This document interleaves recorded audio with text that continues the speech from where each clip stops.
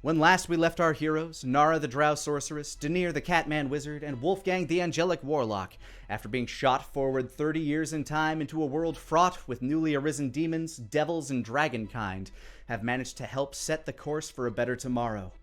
This did not come without great cost, however, as the party had to not only risk their own lives on several occasions, but even had to say goodbye to this timeline's Asmo, who gave his life to save Nara and the others from Salomon's demented machinations. After reviving the adult version of Wolfgang's son Elliot, Solomon finally received what he wanted at the end of Nara's swift strike with Death's Embrace, which, sensing Nara's turbulent emotions, broke into pieces shortly afterwards. While recovering and planning their next moves in Dragon's Rest, its citizens came to the horrific realization that the protective radiant flame emitting from Bahamut at the summit of Platinum Peak had begun to diminish. With a wish spell in hand and only a matter of time before the radiance ceases for good, the party must now decide how to proceed in finding a way back to the time they left behind to try to set things right for good.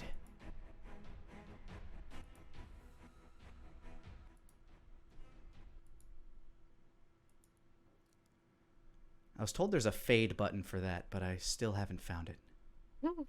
So I have to do it just click by click. So smooth. It's news Anyway. to me. Where was the other music that I wanted? Or sounds? Sounds are good.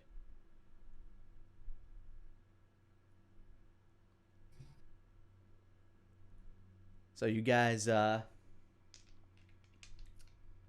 basically given all of this information. The current plan kind of revolving around the table before Elliot can come in and give his 2 cents is either to use, well, obviously they're keeping the wish spell on lock in case you guys can't find a way back to your own time, because they're really hoping you can just set things right. But the current things on the table are potentially using the wish spell to bring back the sun to its full radiance, or restoring Bahamut's vitality.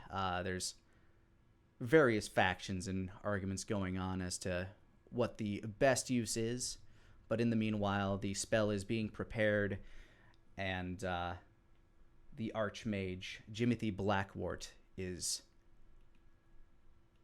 studying its use.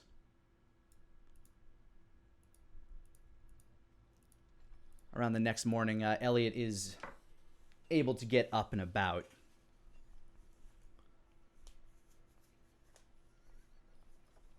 And in the morning, the lot of you are approached by Venariel, who has prepared the whole list of fucked up history that she would like the past to avoid. It's had to go through a fair number of drafts because I'm not sure which things should and should not have been included, but I feel like this is the appropriate list to give either to myself or Lady Tia in the past. Understood. As soon as I get back, as soon as we get back, we're sending word immediately. And you said that you have your seal on it to prove to yourself that you are legitimate, correct? Yes, if I don't recognize my own handwriting, the family seal should secure any doubt. Perfect. Danir will, if offered, Danir will take that and put that along with the blueprints to the bike. Yeah.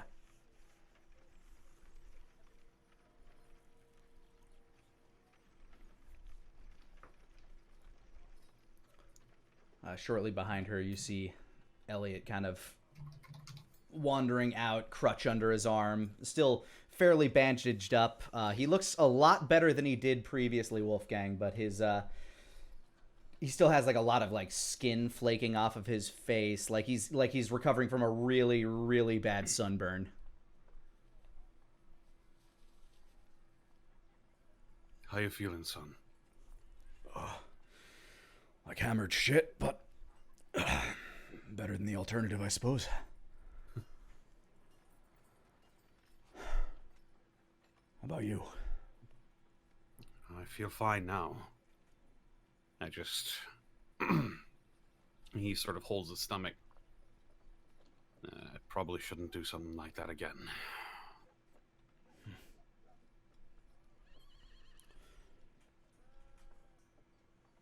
Well, I suppose we wouldn't be Connolly's if we didn't take risks, eh? He sort of gives a wry grin at that. I suppose so. And Venariel is almost certainly giving the both of you a glare. The one thing a Connolly fears.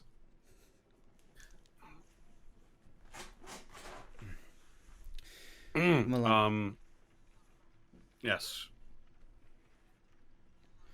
Suppose we should make our way to the council then. Right. There's things we need to discuss. You guys make your way into the Kylum Diaboli, back to that large meeting room that used to be kind of like the faculty meeting room, which I guess suppose still is, but now it takes on much more of a military function.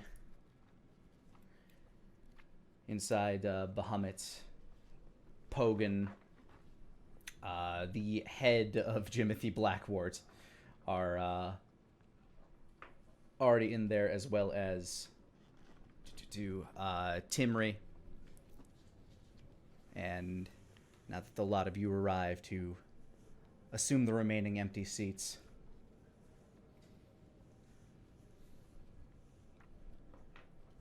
Before you arrived, you could hear that Pogan was espousing the idea that bringing the sun back, if we could just get that luminous light back in the sky, get the faith back to the land. We can grow crops again. We can protect everything.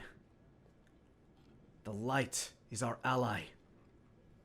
Doing anything else would be short-sighted, sir.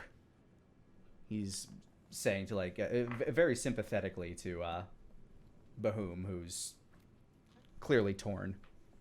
And Blackwart's head is not really paying much attention to any of this. He actually has, like, little reader glasses on, trying to study the spell. Oh, I adore that visual. Welcome, Master Connolly. Please come in, sit down. We've been waiting for you. Hogan? Sir? He nods over to Elliot. Sir? Sorry for the hold-up. And Elliot kind of, with the assistance of Venariel, makes his way over to one of the chairs.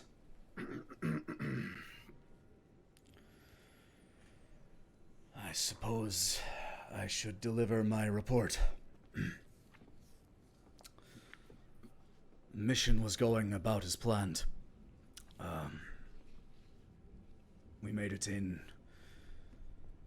without much of a hitch at all, but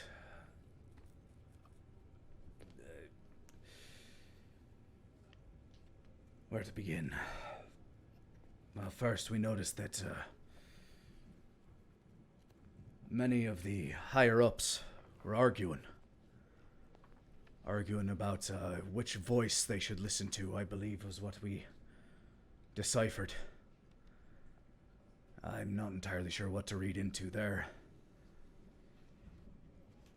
But shortly after we made our way to the Archmage, things started to go wrong. Many of our men started acting strangely.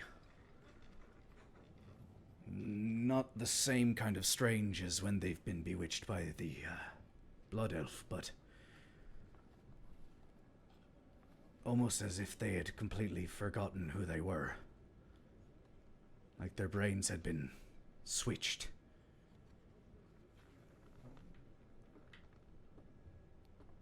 They tried to defend the demons with all of their might, and no amount of dispelling or counterspelling seemed to undo the hex. It was like they had been changed fundamentally.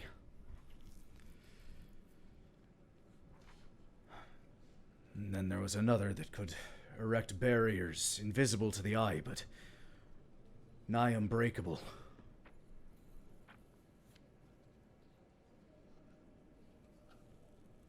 And if it wasn't for the sacrifice of Demetrius Kench, I wouldn't have been able to get away. He gave his life fighting a creature that could control metal itself.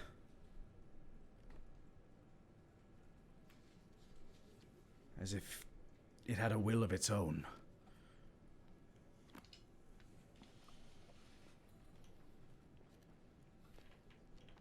Now, as far as I'm aware, the blast that took out Mitternacht, and I believe everything within was destroyed, but I can't be certain, as I didn't exactly wake up where I landed.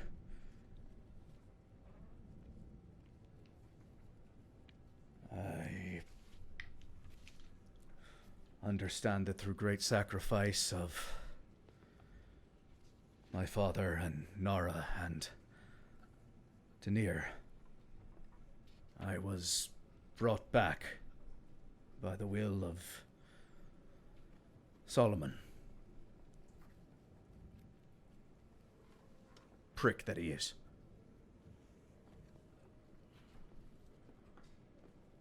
So now we have to use what we have in what time we have.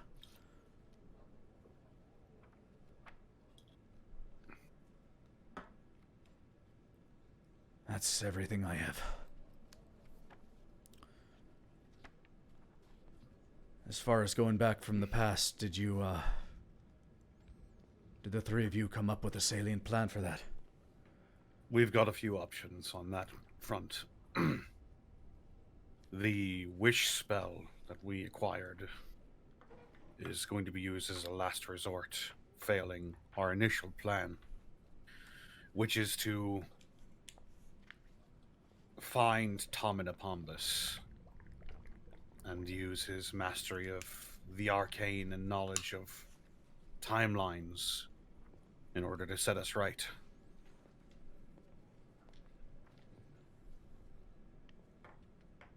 Do you have a means of locating him?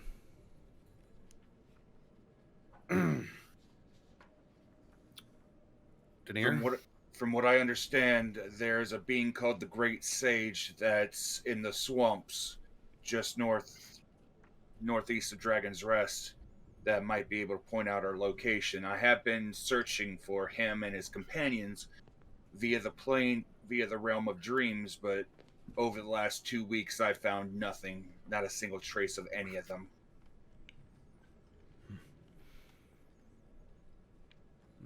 The Great Sage is a beacon of wisdom in many regards.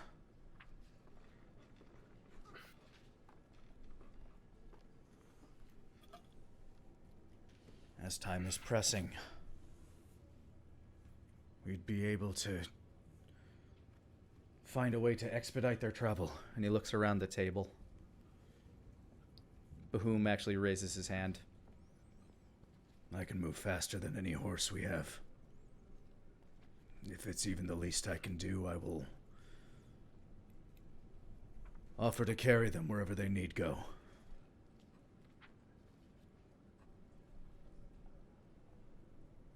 He kind of turns to the three of you and gives you a nod. I feel as though I haven't been of much help so far for this time, and I'd like to do what I can.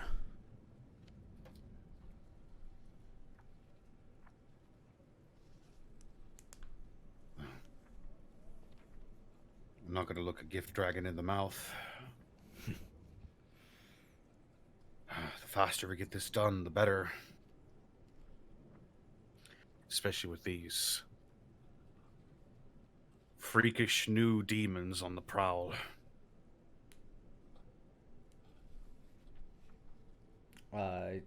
Pogan speaks up. I have scouts out searching. Since the radiance has diminished, the territory that we have covered is, well, it's less. So, we've had to group in what scouts we could to make sure that the territories that have recently been uncovered are covered. But they're out searching, and we haven't heard anything back of any incursions just yet.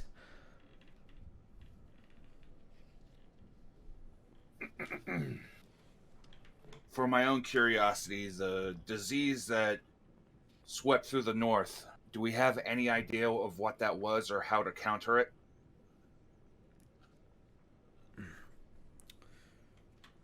From what I could gather, Elliot speaks up. One of the leading council of demons, the princes, they had the ability to produce various noxious fumes and miasmas. One such was some form of distillized chaos. It was able to warp and twist creatures, and depending on the willingness, even humans could sometimes fall prey to its effects.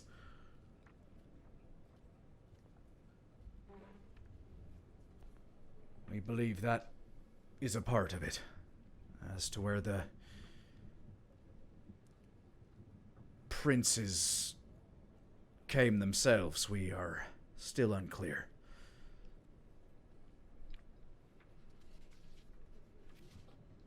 Archmage Blackwart seems to have had some kind of interaction with these creatures. He looks. His head kind of like tilts up from its jar. His like glasses kind of tilt down his nose. Huh? Something I can be of assistance with? The creatures that taunted you when you were imprisoned.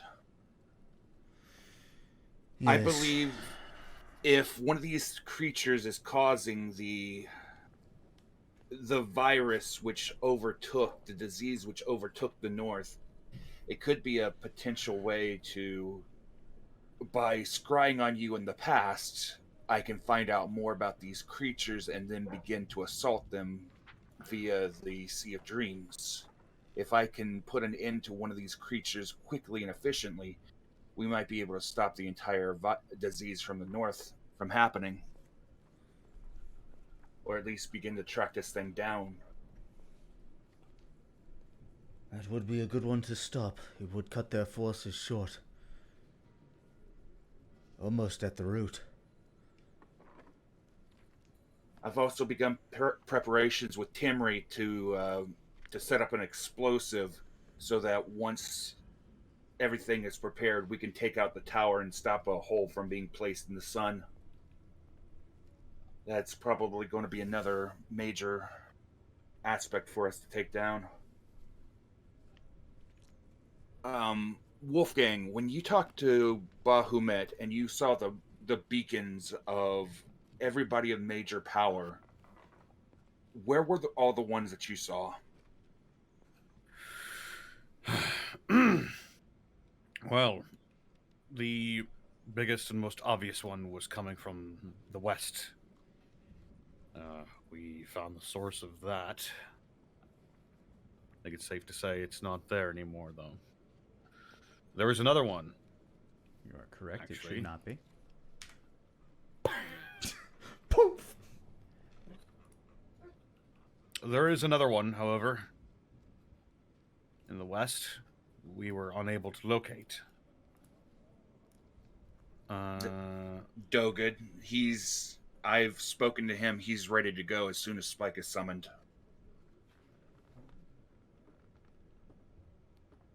He's just Another one. flash cut to Doga just sitting in the chair, looking at Spike. Nothing yet. All right, I'll wait. The strangest one, however, was down in the Southern Isles.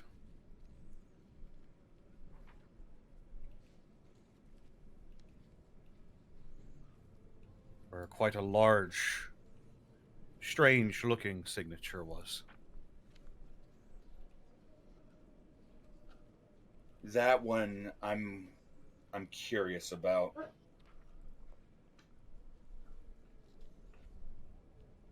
That could be Tom. That could be Lush. Although, he points over towards Elliot. You said something that got me thinking. You mentioned a little while ago that you've been seeing your mother's face in your dreams, which I haven't done yet. Which leads me to believe that there might be, and this is going to sound strange, there might be another copy of me down in the Southern Islands. Or at least, that's a theory I have.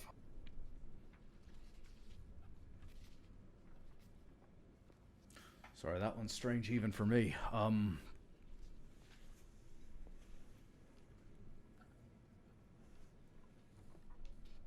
Sure. Do you have any way of verifying something like that? Not here yet, but I have been thinking about it. Probably our best bet is either to talk to the Great Sage in the swamps and get a lead from there, or we go right for the Southern Islands and maybe we'll have somebody there. I am going to be attempting to reach out via mental communications and seeing if I can get a hold of anybody close to Tom. And that can change our pathing from there.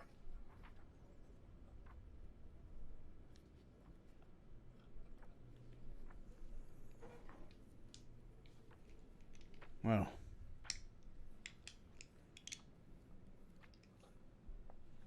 Whatever you think needs doing.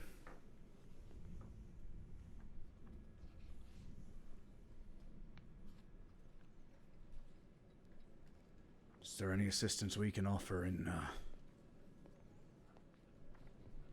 making this as smooth as possible? For all you've given up, I'd rather not let this have any hiccups, if at all possible.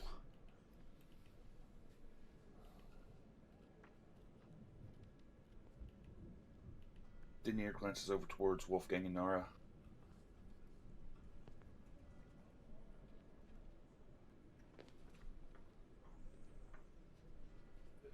I don't know.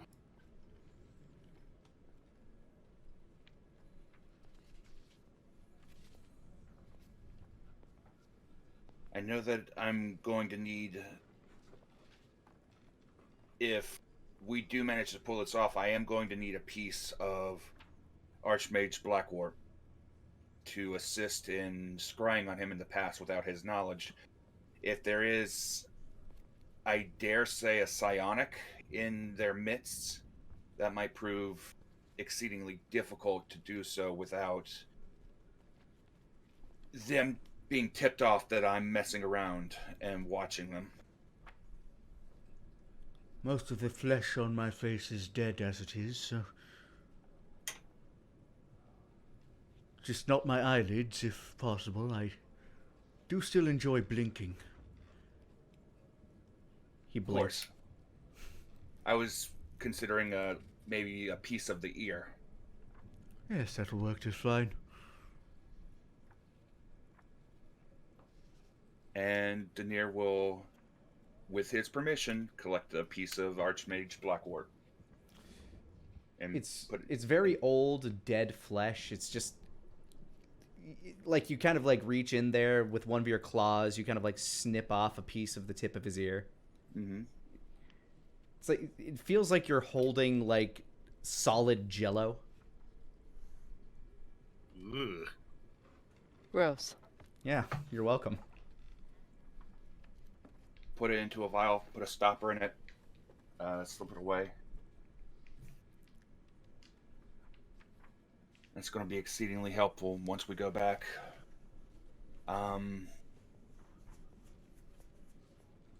Is there anything that you two need before we go, like potions? I know that we used up a lot of our potions fighting through the squid face, but They look over to Timry. Anything we can spare is yours. much appreciated. I think I'm good on potions, actually.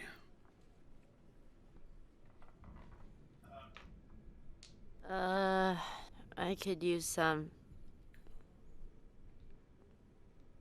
I'll drum up as many as I can for you. We aren't exactly filled to the brim with them these days, but we should be able to spare what we've got.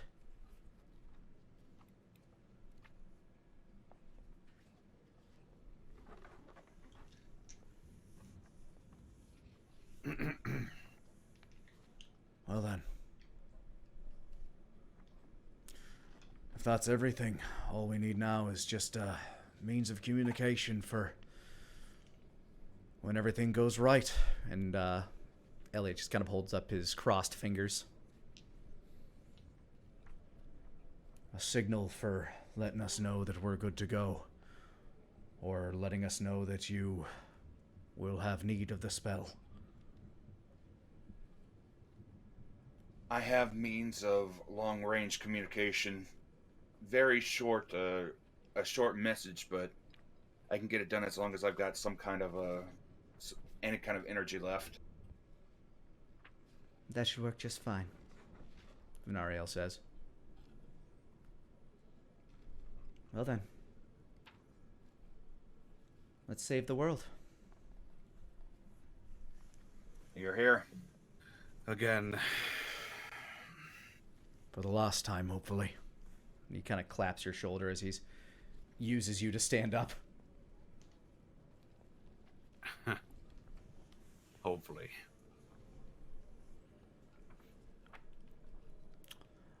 With that, you guys are free to go about your day.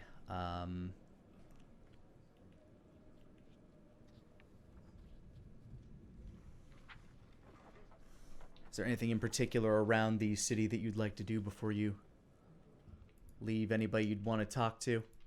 How many potions am I getting from that? I will let you know when you leave, as they are Okay. currently being collected. Got it.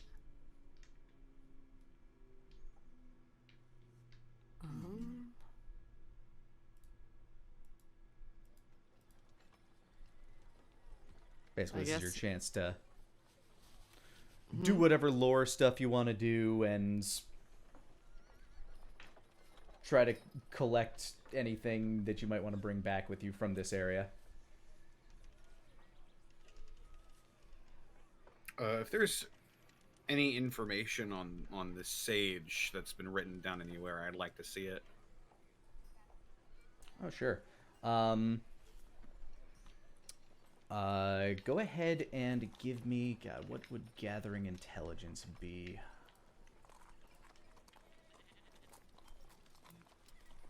It's been a while since I actually looked at a 5e Would character it sheet. Give me a second. A history check? History feels a little too vague. Investigation, maybe? Yeah, investigation will probably do. That's something that you're good at. Alrighty. Here we go. 15. Something that you're pretty good at. The information you're able to drum up about the Great Sage is he's a very old man. He was around since before the incursion before everything went to hell. But what you are able to gather is that he just kind of, like, the moniker of the Grand Sage just kind of popped up out of nowhere, and nobody really knows this person's name. There doesn't seem to be much of a record of exactly when they showed up, but the first bit of information that they were able to give had led to... Sorry, holding my notes back up here. He was the one that was able to warn people of the demons coming down from the north, and was basically the one that allowed the army to come up with enough time to formulate a plan in order to, get some people who were in Needhog's court in order for him to defend his whole territory, creating that no man's land. So if he wasn't able to foresee what was about to happen, the march of the demons would have probably gone unincurred, and there would have been absolute waste in Dragon's Rest. And everything south of Needhog's desolation. Other than that, not many tend to brave their way up there. And even fewer get past the guardian that holds the entrance to his cave.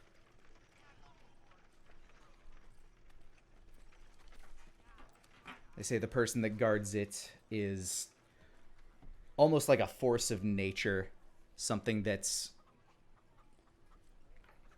too powerful to, like, it has held the wall against humans, demons, and dragonkind alike.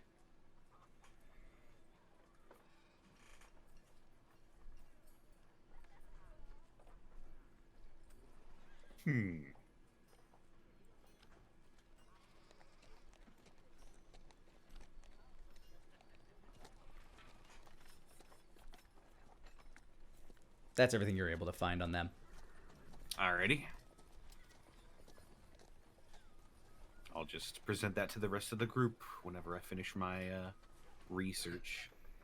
Denier, give me a perception check. I'm sorry, were you speaking to me, Lani? Or Yes, something? perception Okay. check, please, as you are Okey-doke. wandering around. You can choose to do anything else. 24. That's that child, that young sorcerer from the academy. He's following you. He seems nervous, but determined.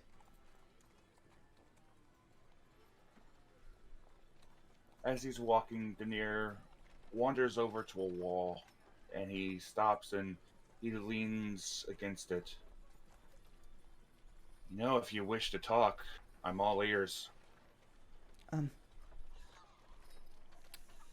Sorry. The timid Crouches child down. just kind of like leans towards you. In your ear, he whispers, He said he's waiting for you.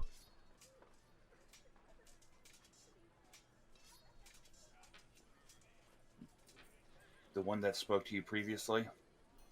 and he nods. At figured. the end. At the end of it all.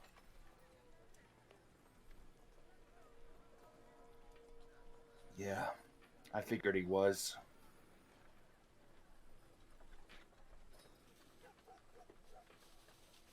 I appreciate you giving me this heads up. He reaches out and lightly pats the child on the head. Just remember, you and them, you, everybody in the school, you're not like him. Don't gives it- listen to what he says. He gives a timid nod and almost looks back. It almost gives you kind of like a double look after you say that. The blood in your veins, that's a blessing. Despite what anybody says, that's a blessing. It's not a curse. Same blood that flows through your veins also flows through mine. He looks down at his hands. Go ahead and give me a persuasion check. Okie doke. Nat 20, 22. Oof. Nice. He looks back up at you, and for the first time since you've seen him, he smiles. Thank you. Gives a slow nod. Of course.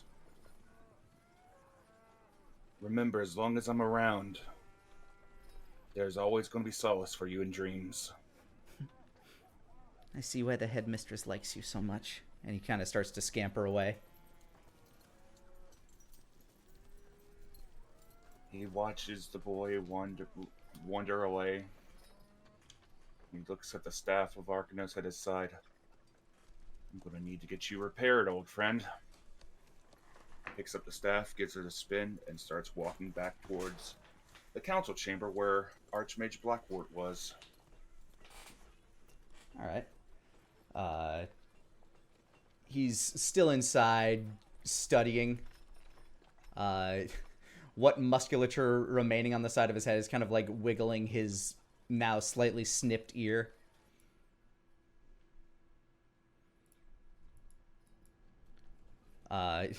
Sitting next to him is, I guess, what could be described as like a page or an assistant. Mm-hmm. Turn the page, please. Thank you. All right, now back again. Forward again. I see. Back again. As you walk in. He walks in, setting the staff onto the counter. He begins to pull out various reagents and things like that. If I may take a little of your time, Archmage. What? Oh, yes. Yes. What is it? And of course, while Denier is working, he's going to be just talking to Jimothy. He's attempting to repair, at least in some way, repair the staff of Arcanos. One sec. Oh yeah, Archmage Blackwort definitely catches the his eyes definitely catch the staff. Where did you get that? When a long time ago, when we crossed the Maw, we went into the Underdark, and one of the tunnels that led from the south to the north, I ended up finding it there. Interesting. I've got a knack of finding artifacts like this. It looks quite weathered. It served me well for a long time, kept me safe.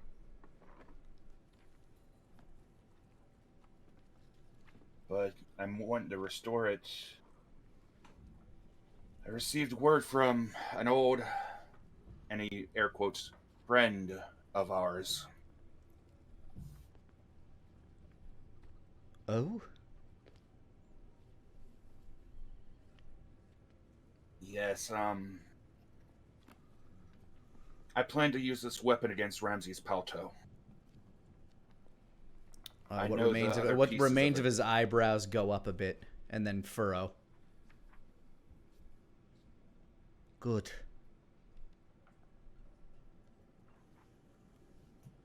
As twisted of a man as he became,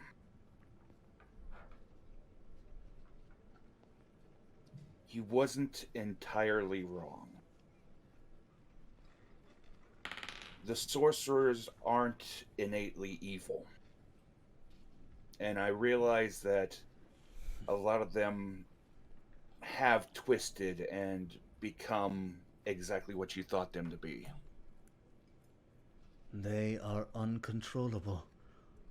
Their power destroys. Whole cities burn to the ground.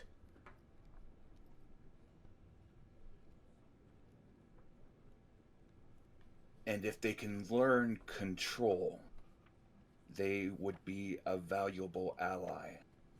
I mean, Or a very dangerous army. very true. That's one of the reasons why I helped build the school in this very city.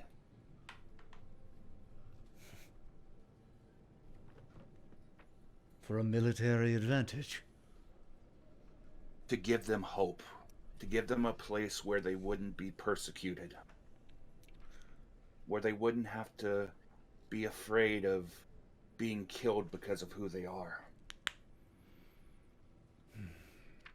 May I offer you a smidgen of worldly wisdom? I'm always willing to accept knowledge from my elders. Wherever there is power, wherever power can be exploited, it will. I speak both from experience and from the receiving end.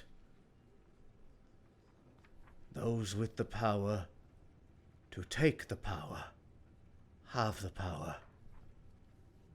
And those who wield the power are the ones in control. So you teach them to wield this power. Will you then be responsible for what they choose to do with it?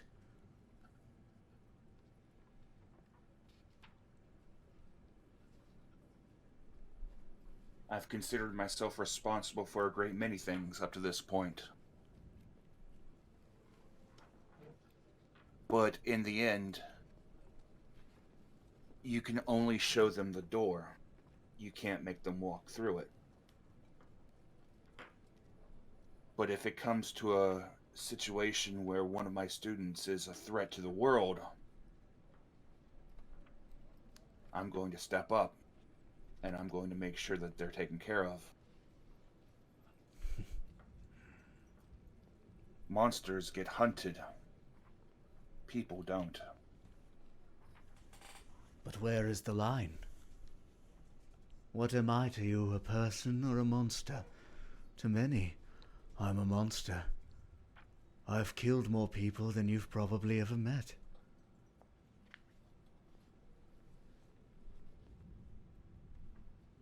That is a question that is going to take a lot of time and reflection. For the longest time, despite what he did, I held some kind of hope that there was still good within Palto. Until I learned what he became.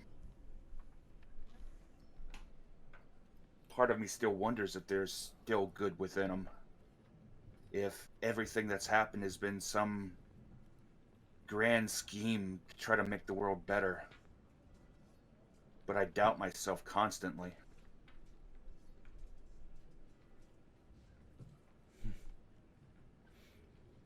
That's one thing that cannot be taught.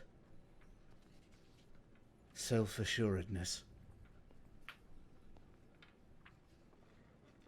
You can't question yourself at the moment of truth, boy. You need to make that decision in your... Well, I'd point at my chest if I had fingers or a heart remaining. Or a body. I miss having a body. Regardless, you need to make the decision within yourself, and you need to stick with it. There's no time in this life for regrets. Once you let the regret, the doubt, the fear seep in, you've already lost.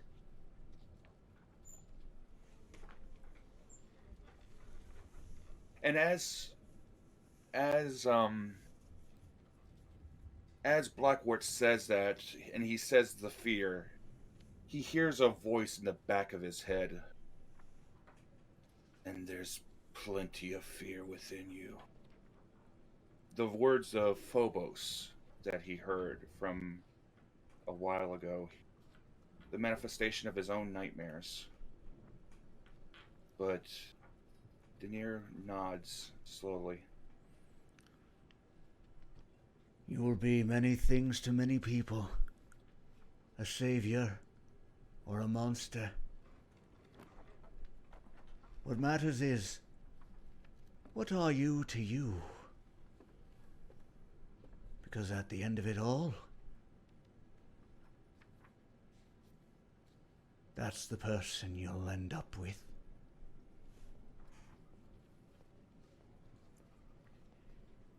That's the one person you will always be able to count on.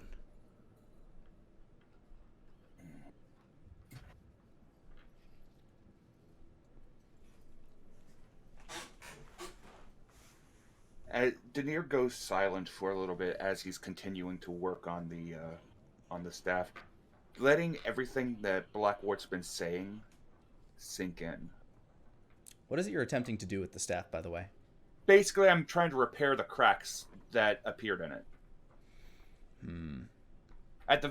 During the battle in the Feywild, a couple cracks appeared at the very end of it. I'm familiar. You know the spell Mending, right? I do. Give me an Arcana check. Okie doke. Let me see. 24.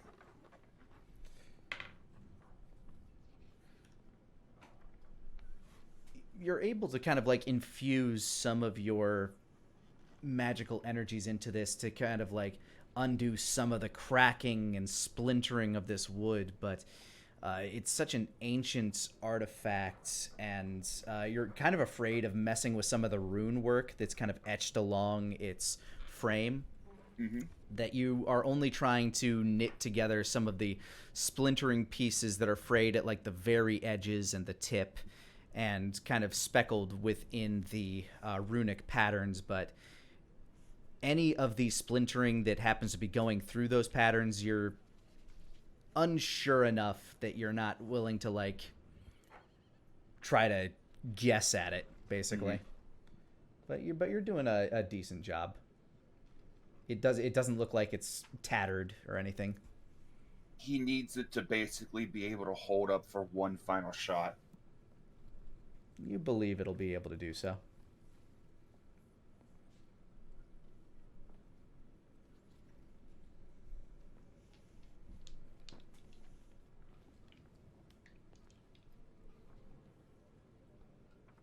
Thank you for everything that you've done, Archmage. From the times when I came to the north that I needed somebody the most, even when I was on the run. He gives a little bit of a smile. Despite your views of sorcerers, I'm fond of your lands. Your people never looked oddly at me a single time while I was in them. The North is a place of many oddities. Its diversity makes it strong. And to his credit, if I could give anything to Ramses, he did always have an eye for talent.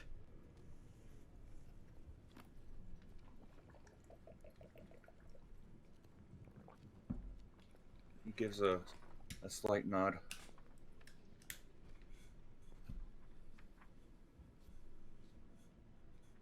Tell me, when I go back You mentioned how there was something that you always wanted to say to your creator. What would that be? Oh, a great many things. But I suppose more than anything, I just want to know why he abandoned me. Why he left everything. Why he left the throne. Left the lands. And left me the keeper of it all. I would have waited many more thousands years for him to return, but from everything I gathered, it seemed like he had never any intention of doing so.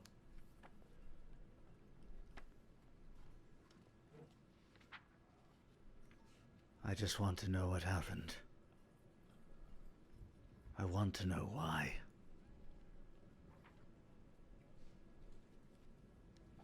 That's the question I want to know as well. He wasn't always like that, from what I understand. Something hurt him, and hurt him bad.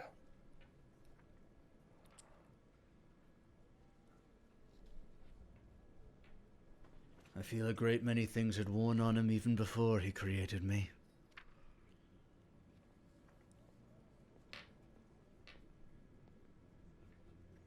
But I suppose I'll never get that answer, will I?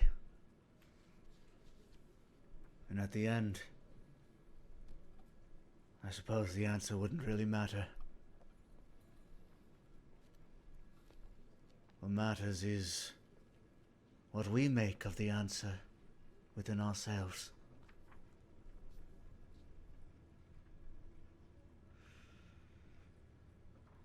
Oh well. Maybe if this spell doesn't kill me, I'll be able to use the second one to get one. An answer, that is. Or a body. A body would be a good use of it. I think so, yes. You know, a thought occurs to me. Yes? Timry is very good with creating automatons. Oh no, mine would need to be something of flesh, but unless you have a book of knowledge on how to build a flesh golem lying about, I wouldn't know what to do with that.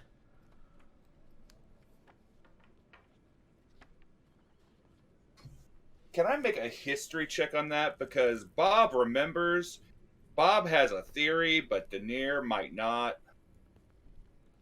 Go ahead.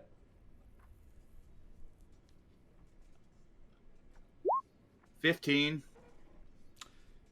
You remember at one point you had a a tome bound in stitched flesh that really fucking hurt your brain when you tried to open it.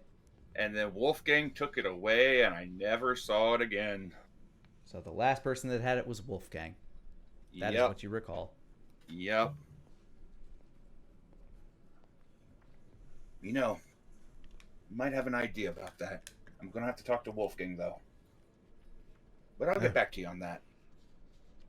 Well, I'm not going anywhere.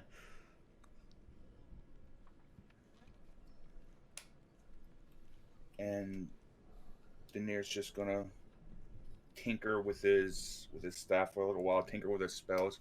Generally just have a conversation with Jimothy Blackwort, learn what he can, and I think it's good for Denier's scene. All right.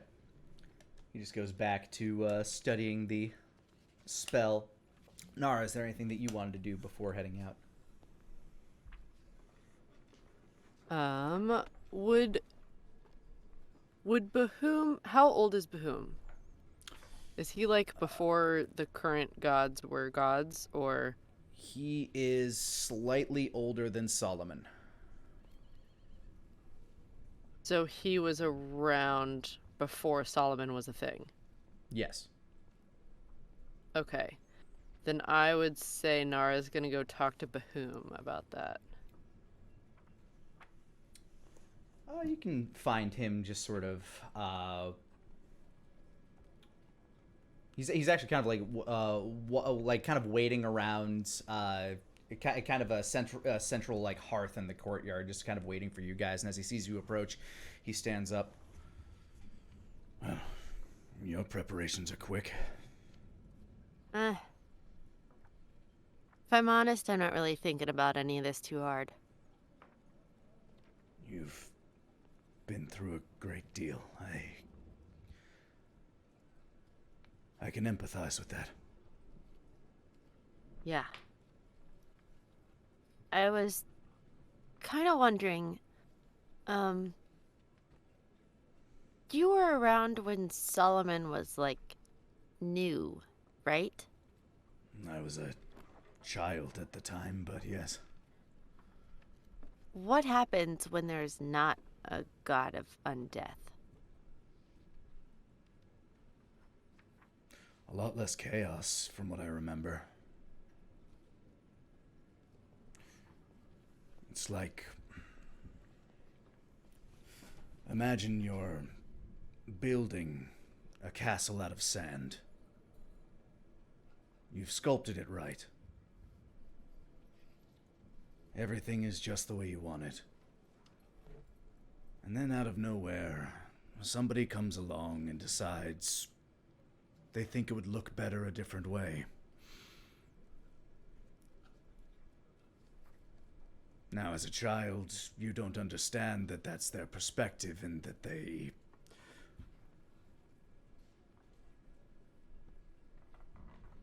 aren't just being an asshole. I never got along with Solomon. Nor did my younger brother. Tia, I don't think she'd ever admit it, but I feel like she was fond of him. Yeah, that makes sense. Poor Matthew. Nothing. Okay.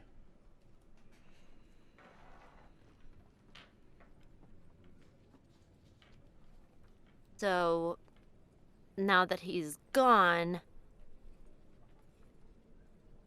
that's just it?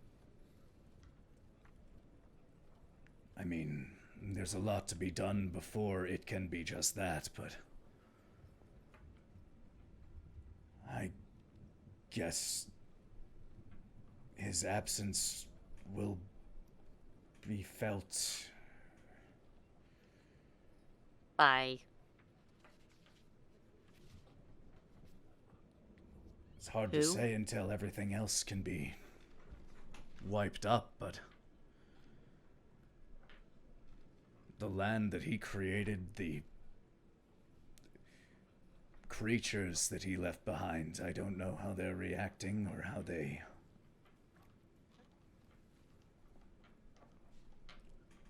Yeah. I mean, the Archmage didn't exactly go away or anything.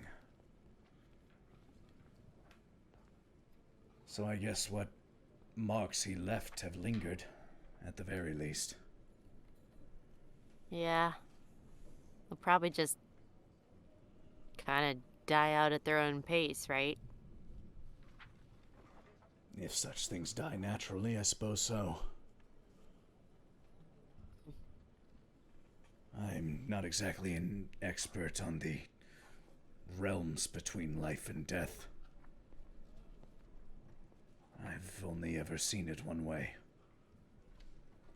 And only from one side. I've kind of hopped around, but not exactly.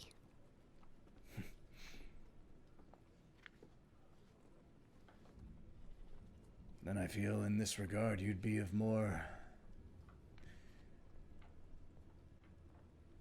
use than I.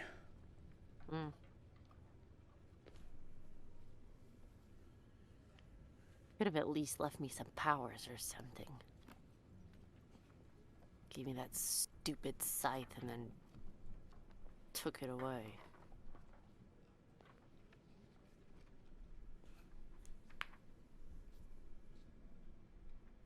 It just sort of shattered after you And he just kind of like swipes his hand across his throat. Yeah. It,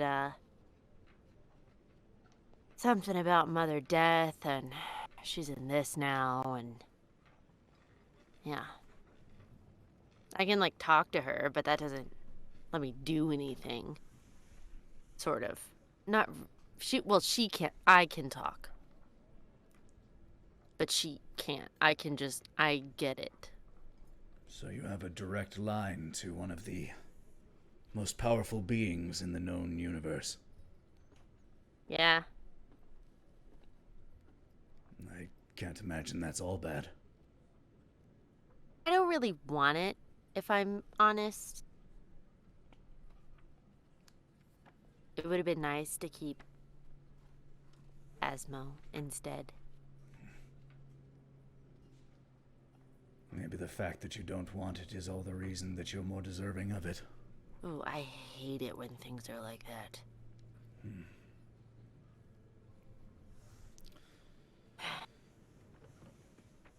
What do you even do with a direct line to death?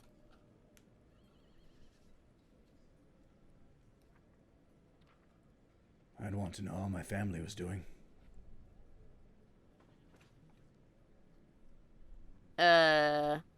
She holds up Tango Marte. Can you answer that? I know you heard it. Go ahead and give me a charisma check.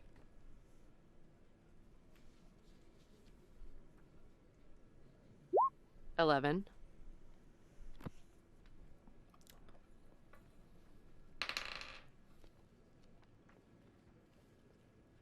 You get the faintest ebb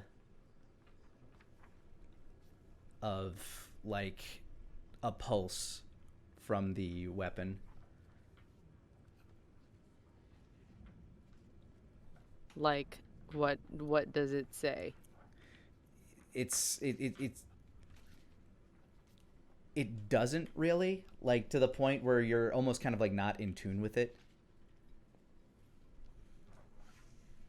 I'm probably being too casual. She kind of said something, but I don't know. They're probably fine.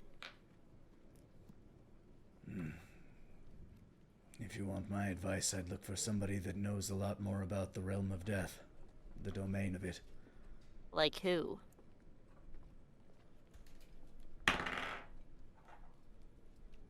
There was that one drow in Solomon's service that wouldn't shut the hell up about it. You? No, I'm not. No, you. They called him you. I don't know. Oh, I don't think that's how he referred to himself. I think he called himself the guide. Oh, that guy? He seemed to do nothing but talk about death. Oh my god. I hate him. I'm not a particular fan, but he seemed harmless in a creepy, death-obsessed sort of way. Is he still around? You guys just kind of abandoned him at the bottom of the maw. Fair.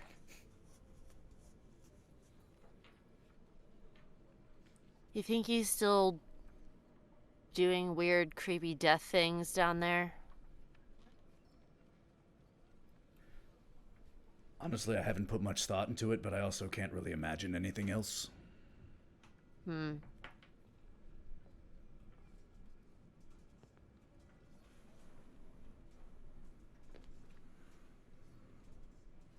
you, like, take me down there real quick?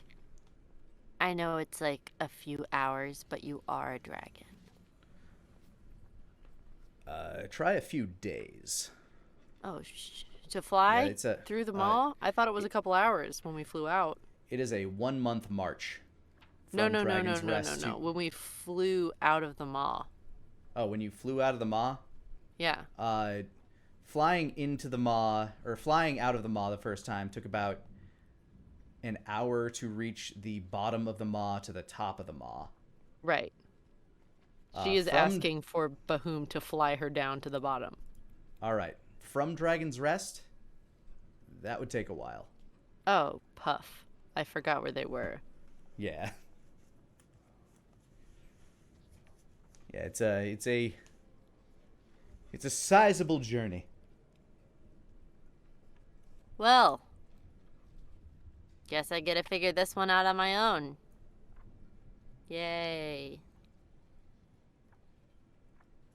If you have a means of contacting him, I wouldn't know, but I'm afraid with everything that's going on, it would take too long to get there and back. Ugh. Sometimes I wish there was... Wait. Denier can magic talk to people. How does that work? I'm not much of a magician myself. I know a few things, but certain forms of divination elude me. My sister was the more magically inclined of us. Huh. Can you teach me anything cool? Teach you? Most Yeah. of what I know is inherent to my being, but Oh, of course it's ancient dragon stuff.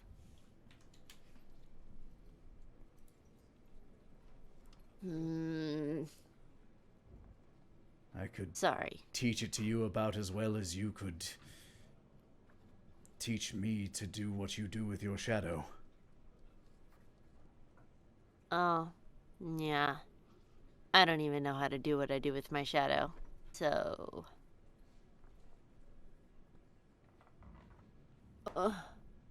There's too much thinking and stuff happening right now. I don't...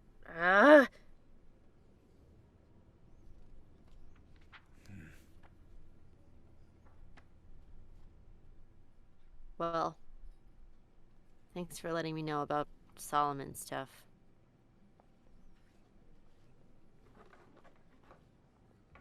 If you have any questions I could answer about him, I'd gladly do so.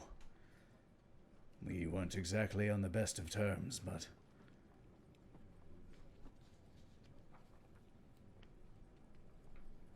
You know anything that would make him, like, take pause? If that makes sense. Something that not many people know.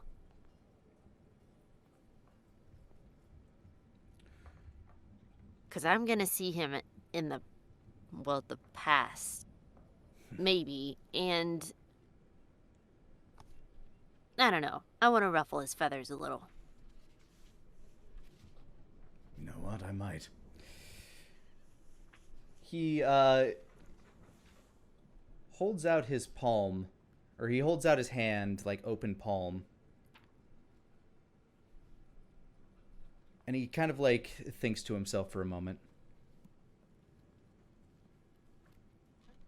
This might take a while, but I can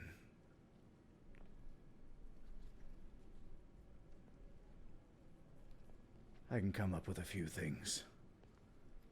If you really want to give him pause, though, try and find a way to get him in a room with my sister.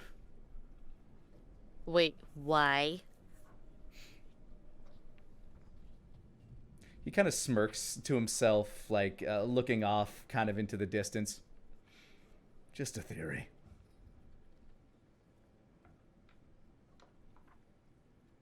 He didn't... They weren't... No.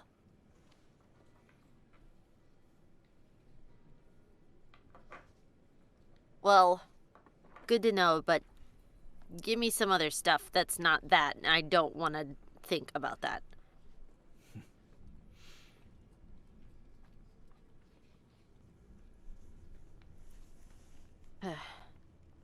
Anyway.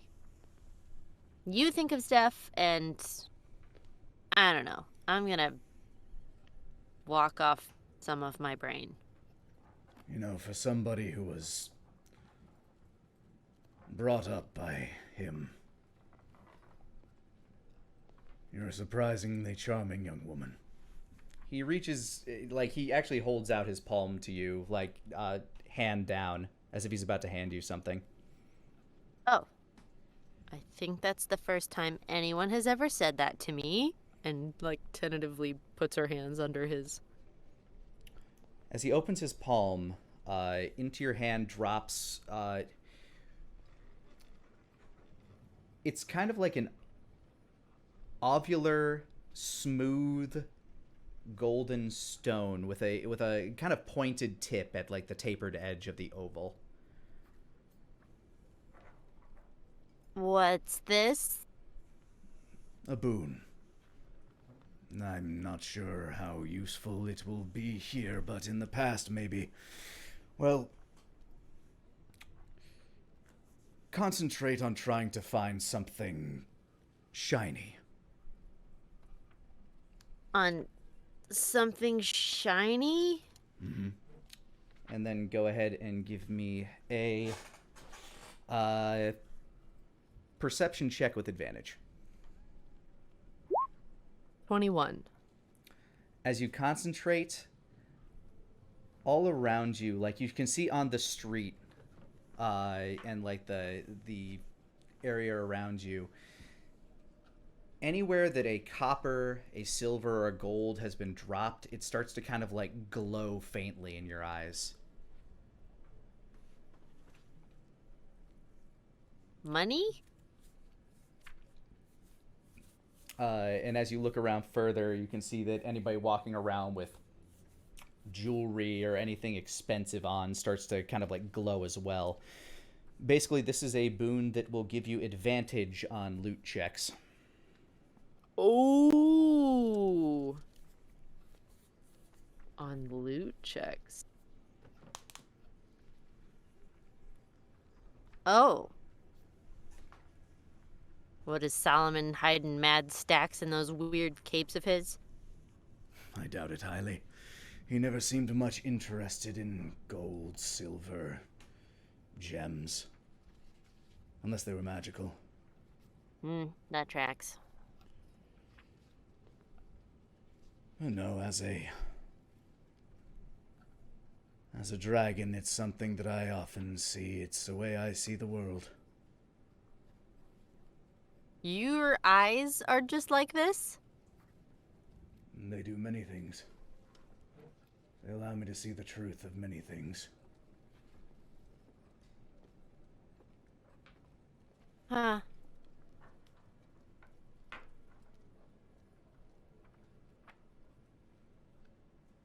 Well, thanks for the making my life easy if I need to steal something thing. I mean, the Not quite the intended shiny finder use I had is imagined, what I meant. but Sorry, I was thinking about Asmo. it is yours to do with as you wish. Thanks. Boom. You're welcome, Nara.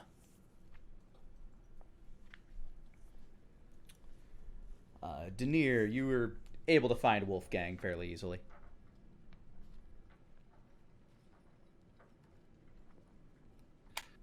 Hey,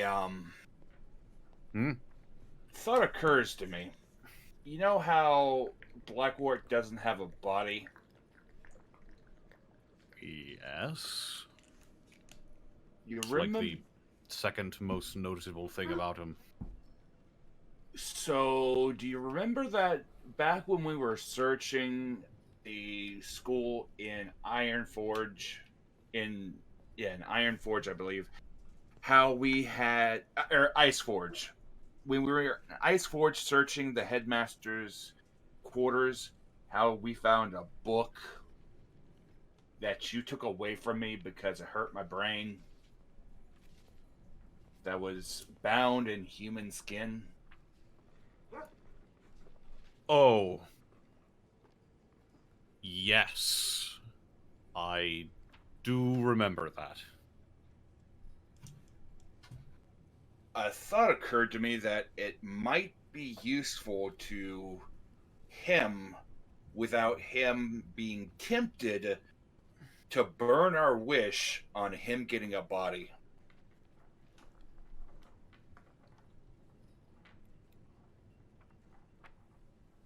he like squints and then raises up his finger, and then slightly lowers his finger. Wait, so you're saying you want to give that book, which is clearly evil, by the way, just in case that wasn't blatantly obvious, to the Lich as collateral?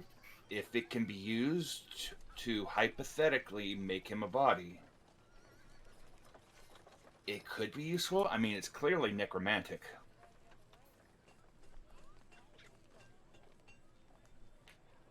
And if it is in fact evil, he's not going to be able to do much without a set of hands. I've gotten a lot stronger since I looked at the book. I could probably look at the book again and make sure it's what we need it to be. I'm not sure I want to risk that. I don't know the depths of the knowledge that lay within that tome. At the same time, do you really want to risk him getting super tempted when he's casting the wish, and the desire for him to want a body just oopsie poopsie, I wish for a new body?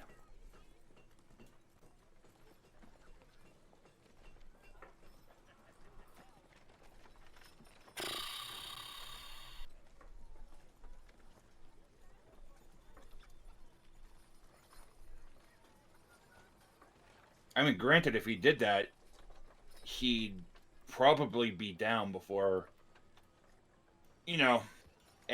before he could actually get used to the new body, don't get me wrong. I think you'd be the last person to underestimate a master of the arcane, Denier. Especially since we saw him bring down a couple of meteors the last time we saw a display of his power. Where did I even put it? Want to make a history check? I think it was in the basement of my house. I think for the sake of timeliness, I'll go ahead and confirm for you that you put it in the secret study, like the one, the ritual room. Yeah, I thought I remembered that right. And that building is still standing, right? It's in tatters, but yeah. The upper floors of it are a little gutted, but for the most part, the building stands. Well, it's somewhere that I don't think your average looter will find it. Well, that's good. And besides, if we give it to him here, I'll still have it in the past. Exactly. That's why I'm trying to get whatever information I can from here before we go back.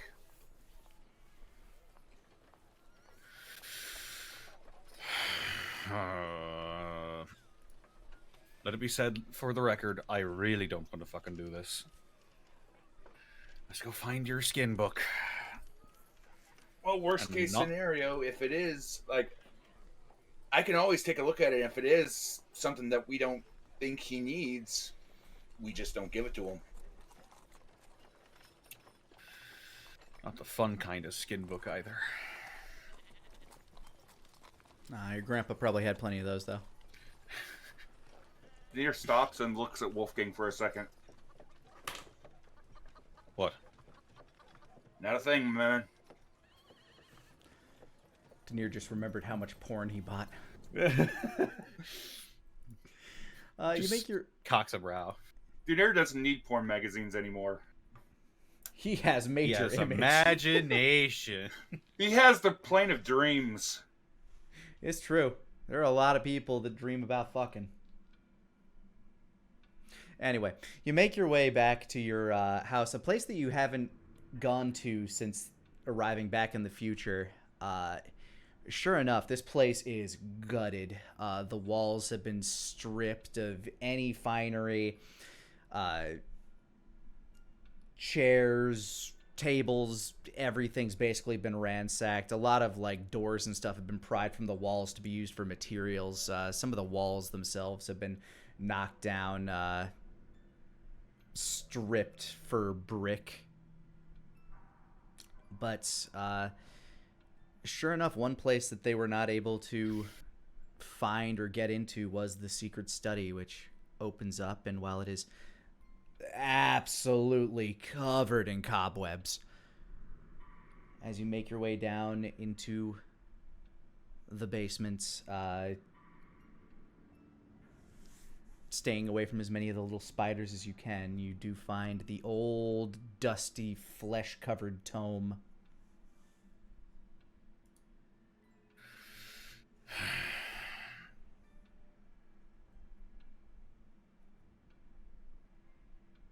Alright, let's give this a fucking whirl.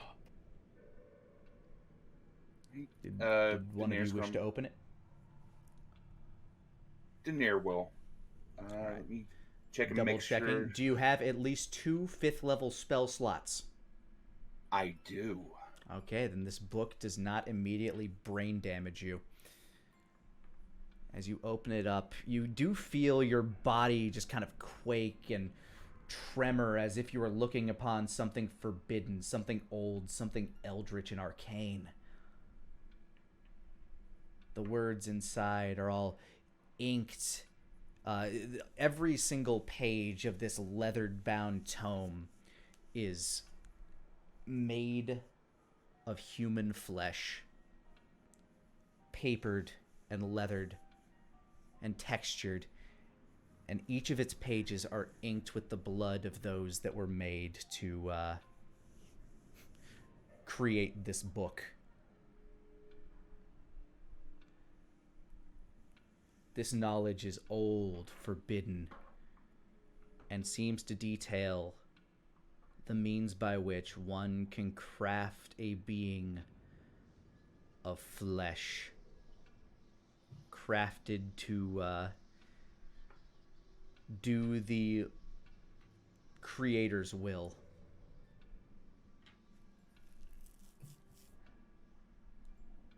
On the plus side, the book is very edible. Just boil it first. yeah, you can make some sick human stock out of this book. And the bindings by which it is sewn together is, of course, human hair. Oh, come fucking on. So, first off, I feel dirty just touching this thing. But You should. It's fucking old and dirty and skin.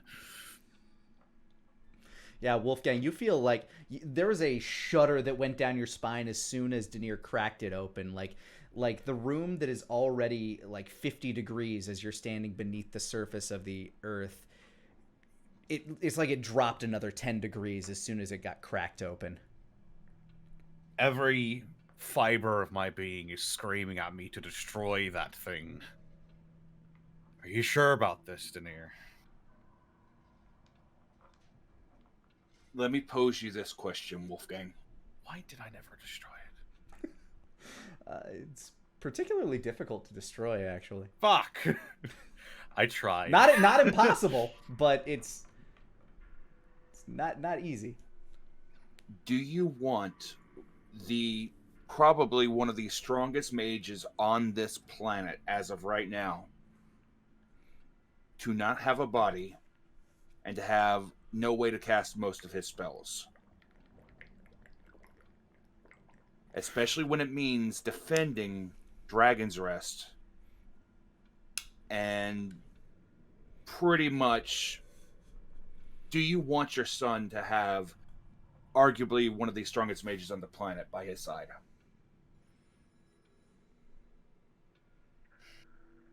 I really hate that this soundtrack has a phone in the background of it every like 30 seconds. It's like, it's such a good haunted house sound. Except for the phone. It's just the jangling of my brain trying to comprehend this.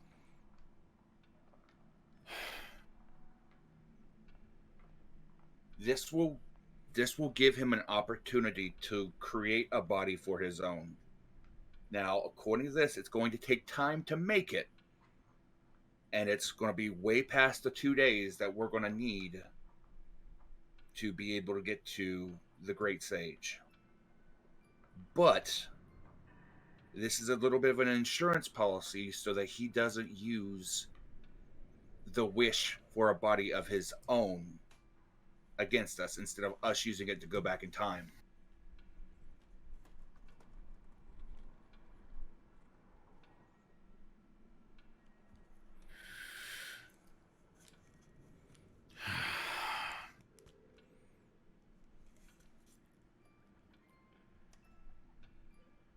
I was trained for most of my life to track down and destroy creatures that would use something like this for evil ends. To give it to the apex of undeath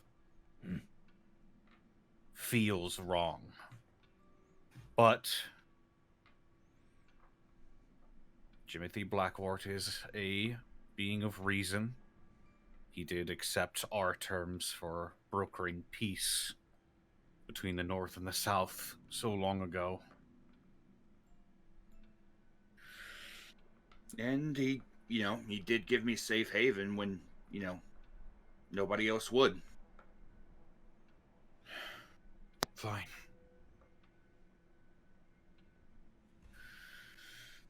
I get that every fiber of your being is saying to destroy this, and we absolutely can as soon as we get back.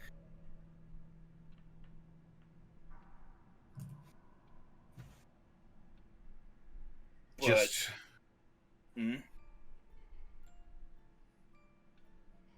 in the now, this will assure us that he won't use the wish spell against us, or for his own benefit. I just worry that in the future, we won't know what will become of the knowledge in this tome.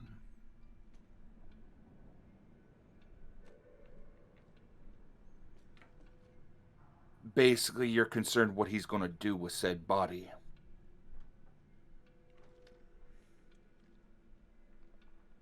Sure, we're all working together to save the world now, but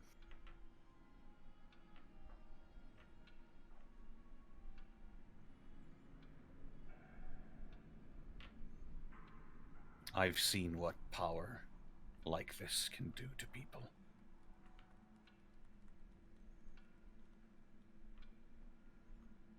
And that seems to be an overarching thing as of late. Sure fucking does. Denier sure fucking does. Hell. I'm going to be honest with you, Wolfgang. Sometimes I wonder what would it be like if, with my own quest for power, what it'd be like if I didn't have somebody like you to keep me in check every step of the way.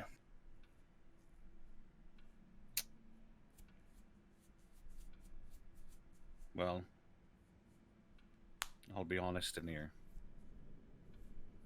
I'm glad that you're my friend and my comrade, and that we're working together on this, and that I've come to know you.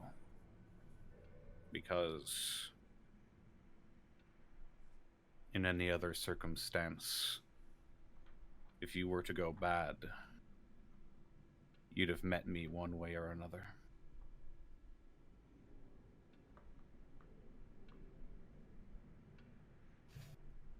Denier stops, thinks about it, nods a couple times. Yeah.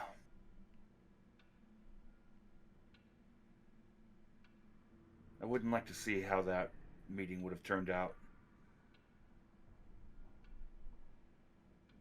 He holds a hand out to him. Denier reaches out, grabs Wolfgang's hand, and actually pulls him into a hug. It's a good thing we don't have to find out. Yeah. You'd counterspell me like 5 times.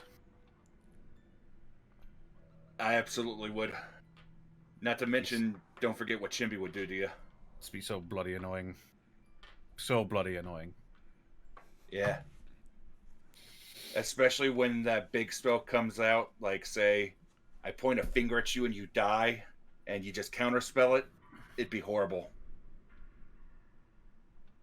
Let's agree to not find out. Agreed.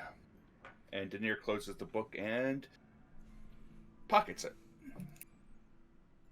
All right, you put the man-made book that has 2 meanings in your pocket, and you make your way back out.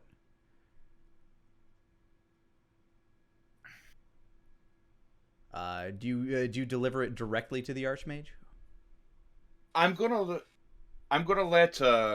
probably let people know about it first, like, say, for example, Venariel or Elliot beforehand, so that they don't get caught off guard, or to get their own feelings about it before it's delivered. They have some of the same reservations that Wolfgang has, but ultimately, with the way things have gone down, have no reason to distrust him. Venariel would request that she be the one to hold on to the book in the meanwhile, to make sure there isn't anything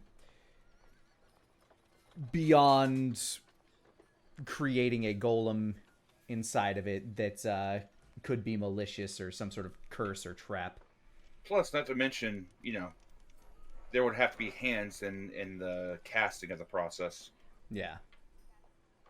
Yeah, Venariel just requests that she be able to look over it for a while before anything truly be done with it and it be given to the Archmage. They have a few days to do that anyway as he studies the spell. Yep. And Denier would hand over the book to Venariel with no qualms. All right, did anybody else have any business in town?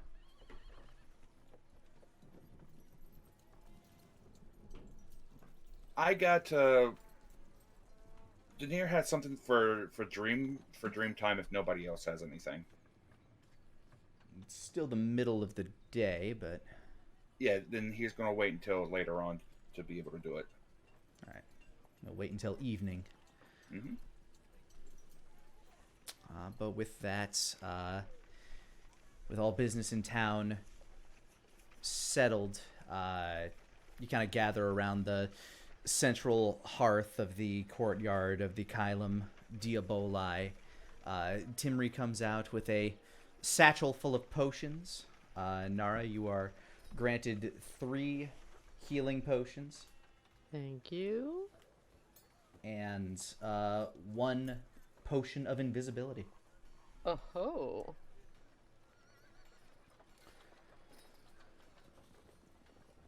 Well then, shall we make our way to the Great Sage?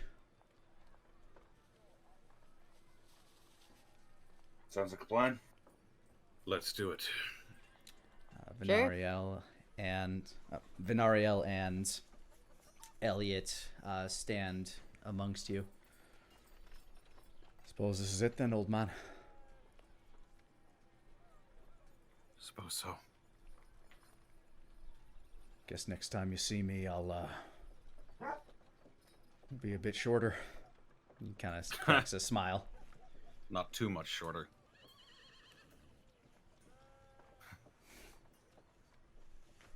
And this time I'll try to be there for some of your birthdays and your most important moments.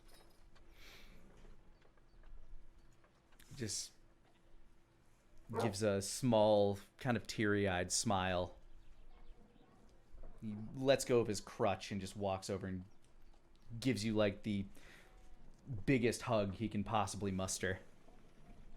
I'll hug him back. Just cradle the back of his head. Thank you for everything. I love you, son. I love you, Dad. And I'll make sure to take care of everything here.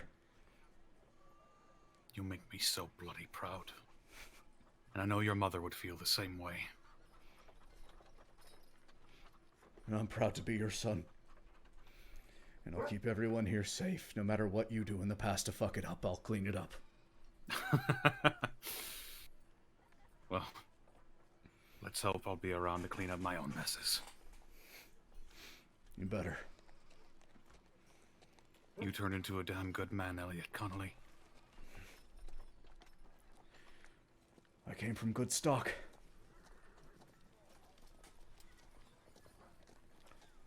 With that, Bahum turns into a great ancient golden dragon.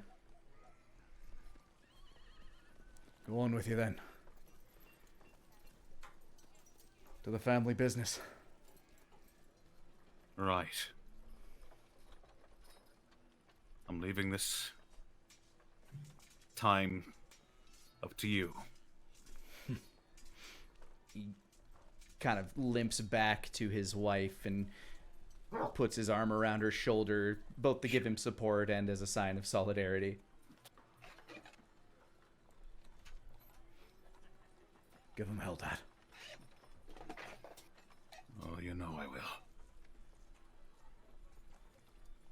And as everybody waves, and King Bahum flaps his mighty wings, kicking up a lot of dust, you take to the sky and begin making your way to the lair of the great sage.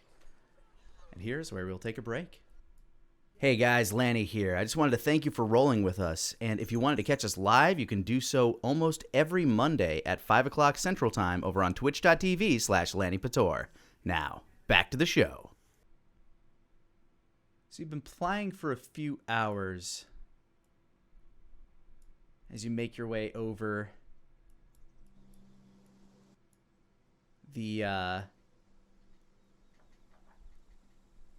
lake and start to crest over the hilltops. And King Bahum begins to make his descent in the hilllands just south of the swamplands, to the point where you can certainly smell the fetid swamps, which have been kind of dried out and desiccated in the time since the demon incursions began. It smells even more fetid than the last time you remember. It's absolutely wonderful. Just swamp gas everywhere. Lucky you. But as he lands, he begins walking towards the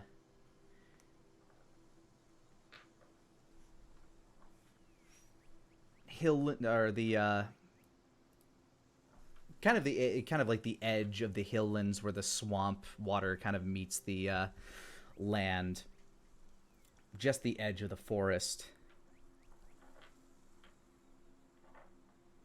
The cavern is supposed to be somewhere around here, he says as he lands. And kind of drapes his wing down to kind of offer you guys a easy way off his back.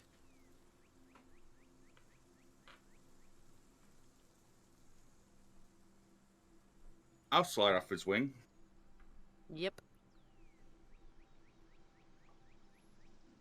All right, make your way onto the soft, mushy ground. It's kind of a mixture of soft mud and clay beneath your boots and feet.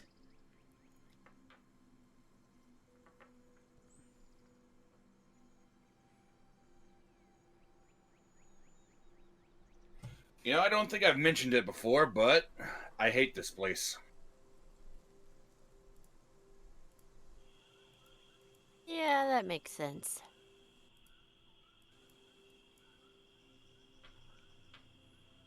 Didn't you resist Stick out. me? Go ahead. I stick out like a sore fucking thumb here. As mosquitoes and various bitey insects began to kind of swarm around you. Nara floats on her pixie stick rather than walk through the mud.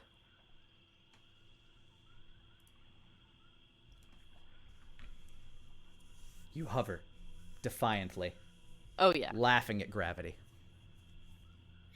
watching the mud slowly cake into Daenerys' fur. Daenerys casts Phantom Steed. The Gator Horse returns. No.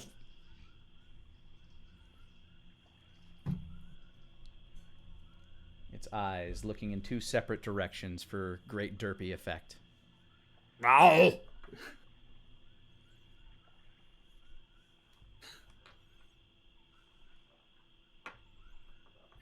Daenerys mounts his noble steed. And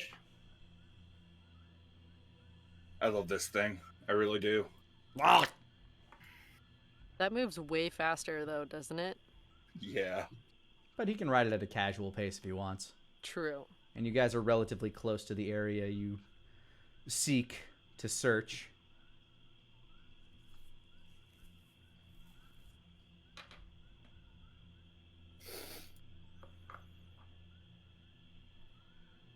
Daenerys resists the urge to put on like 7 layers of mage armor for the bugs. Like last time. Luckily, with your fur, it's very hard for them to make it past all the sand and glitter that's already caked in there. Ha ha!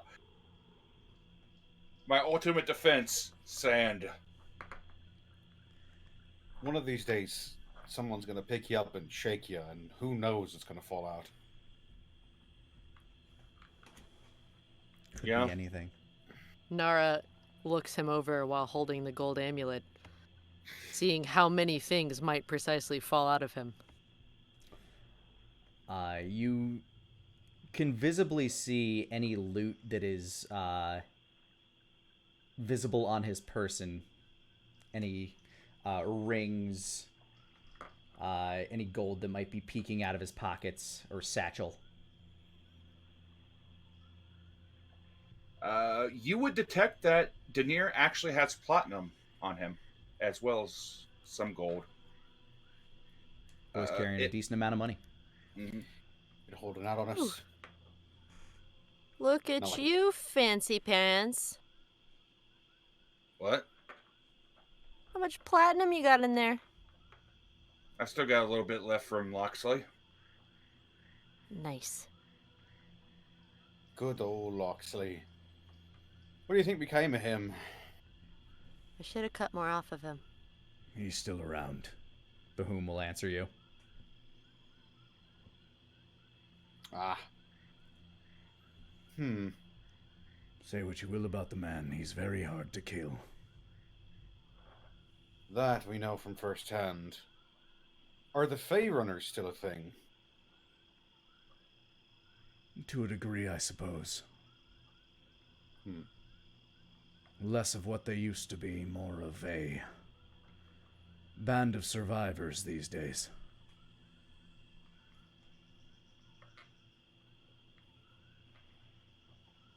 But if you're ever in need of supplies, they can often be a useful ally to have.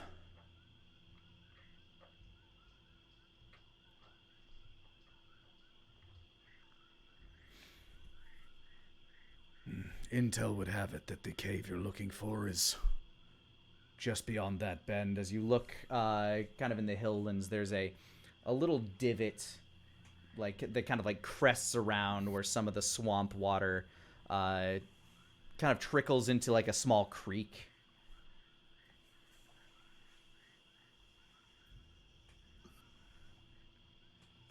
And I take it you'll be heading back then.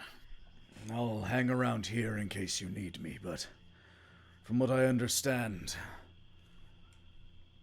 the Guardians don't exactly take kind to dragons. Ah. Yeah, I can see how that would be a problem here. I just don't want to cause any issues that might hinder your progress. But I won't be far. Should you need me, all you need do is call me. Understood. I'll wait here then. He looks off into the swamp as a frog just kind of hops by. He looks incredibly out of place with his golden regalia standing in the middle of a muddy swamp. Boo.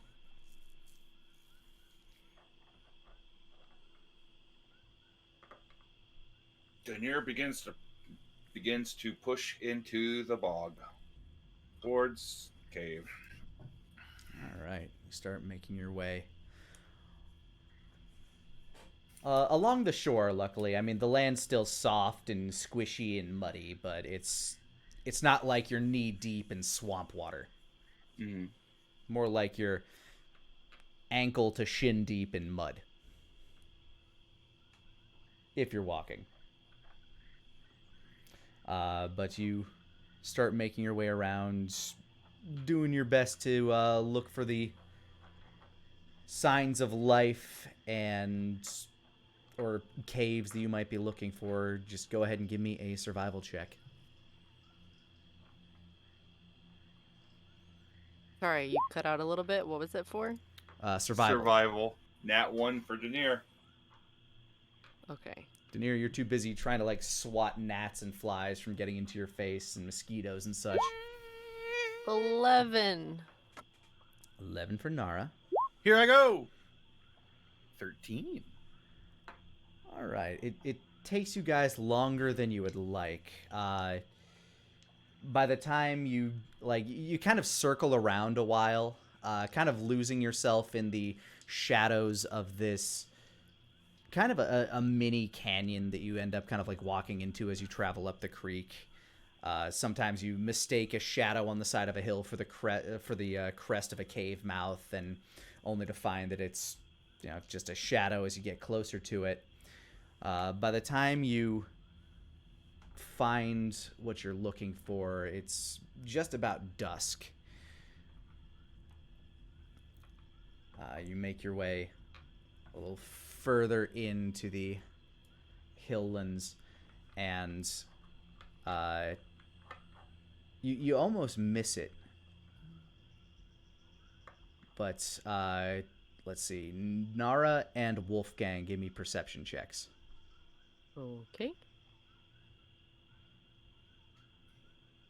Nara with advantage, actually, given your Oh, extreme low light vision. 17. Natural 1. Whip. All right. Nara, you're the first one to spot the cave and are able to point it out. But not only that, but you're able to see a figure standing inside of it, a hooded, becloaked figure. Kind of like squints at it to make out more shapes. Just starts floating over that way. It seems to recognize that you've spotted, and it steps out of the cave a little bit more. Hey! It slowly raises up its hand and waves. You Then say slowly just lowers always its hand. move slow. It's kind of like tilting its head back and forth at you a little bit too. Okay.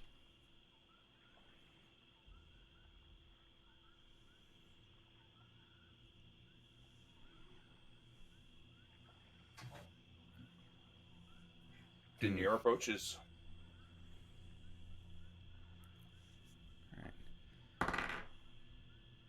As you approach, the figure seems to kind of like sloop it, like kind of like it stood almost a bit nervously as you started approaching it first, but then its shoulders start to go slack and its head tilts. And as you approach the figure, Denier, I need you to make me a dexterity save. Oh boy. Uh-oh. 19. All right. As you approach, you're able to catch a glimpse out of the corner of your eye of a figure dropping down from a higher hill. You're not sure how it managed to do this, but it seems to be jumping down from a hill. Not a cliff, a hill. Like it leapt up forward about 20 or 30 feet and then straight down. As the impact of this figure, this other cloaked figure, slams into the ground, causing a tremor. You fall to the ground. Sorry, I didn't have these dice ready. You are knocked prone.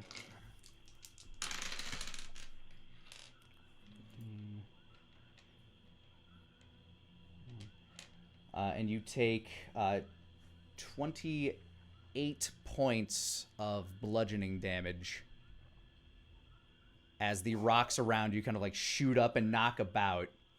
At this point, still up. Yep. At this point, the figure that was in the cave is starting to run out, like waving its hands frantically as the figure emerges from the rubble around you, kind of strikes a pose. A slight gust of wind blows back the hood, and you can see Lush, who, upon looking at Wolfgang and Nara, and then the hooded figure kind of like clasping her on the shoulder, shaking its head. Oh, shit. Bloody hell! What the Hey. What are you trying to kill us? Yeah, but, well... Clearly no, points at Denier, who is relative, like, who is... Arcane Ward is kind of, like, crackling, but is, for the most part, unharmed. It has 1 hit point left. Okay, it looks like if you slam your phone screen into the center of a very pointy rock, but... Ooh.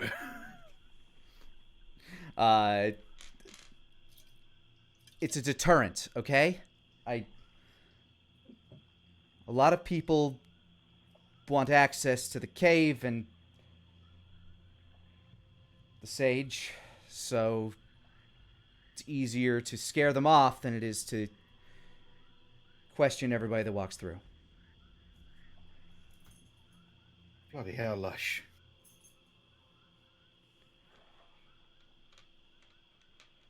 It's good to see you're all right. The hooded figure just kind of like sighs.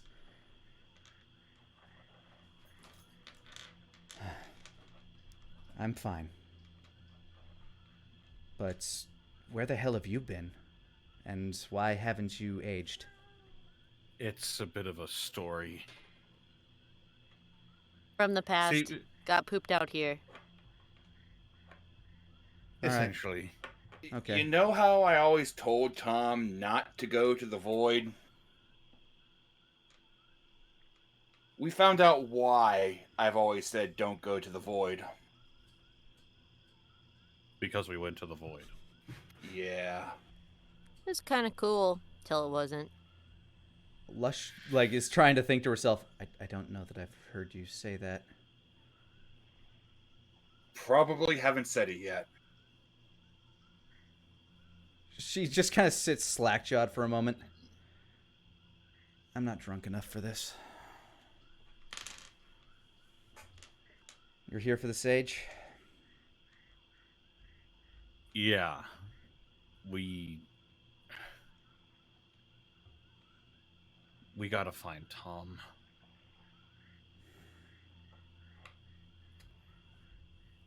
She looks over to the hooded figure.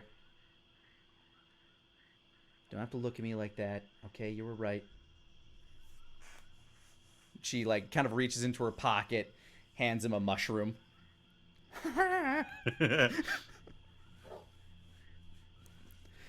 As he removes his hood, you can see the bugged out eyes of a God, I guess he'd be somewhere in his 40s by now.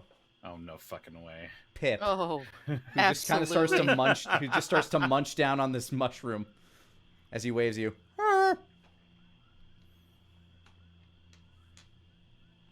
Pip?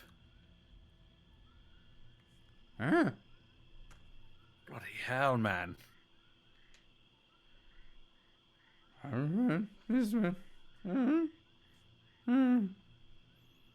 Just kind of like shrugs, looks around. Abby sends her regards, Pip.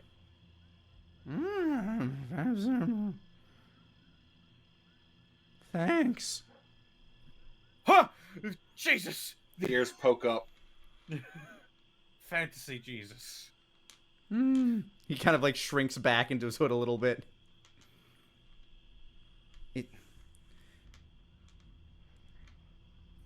He's coming around. He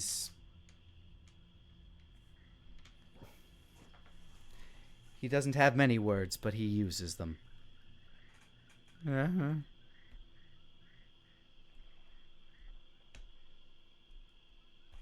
hell, we've been looking for you.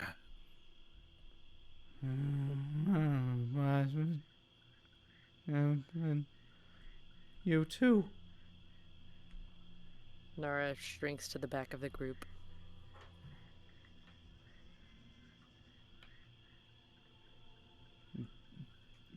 Pip looks to Lush. Kind of points back to the cave. Yeah, I suppose we should let him in and let him know. And Pip starts to make his way back to the cave. And Wolfgang's expression sort of flattens. Something tells me they're going to tell us something that we're not going to like. Oh. I don't know what you'd like at this point, honestly. I just let him know to let the sage know that you're here. Wait, is Pip not the sage? She cocks an eyebrow. No. I didn't know what I was expecting, honestly.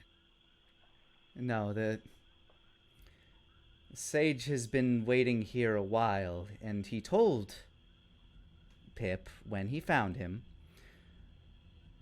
that the people he was looking for would show up here.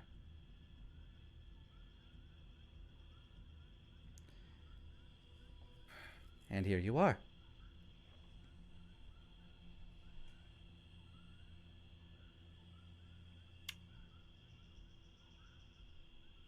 So, I guess you have a lot of questions, and hopefully the old man will have answers. Well, old is relative for me, but you know, they age quicker, so he's... Old looking. Yes. Yes, we do have a lot of questions. Come along, he's been expecting you, I guess. Nara's gonna be trying to do everything in her power to stay as far away from Pip as possible. Like, slink in the shadows. Alright, go ahead and give me a stealth check. Yeah. That's the one I want. 5. Alright, you're not very stealthy, and the cave's not very big. Great. So, just awkwardly trying to not be near anyone, but I have nowhere to go, so fuck. Indeed. Denier wanders in. As you make your way in, Denier, I want you to give me a history check with advantage as a smell hits you as soon as you walk in. Okie doke. 23. There's a very familiar smell in the air that immediately hits your nostrils. That of very particular incense and very strong smell of skunk weed.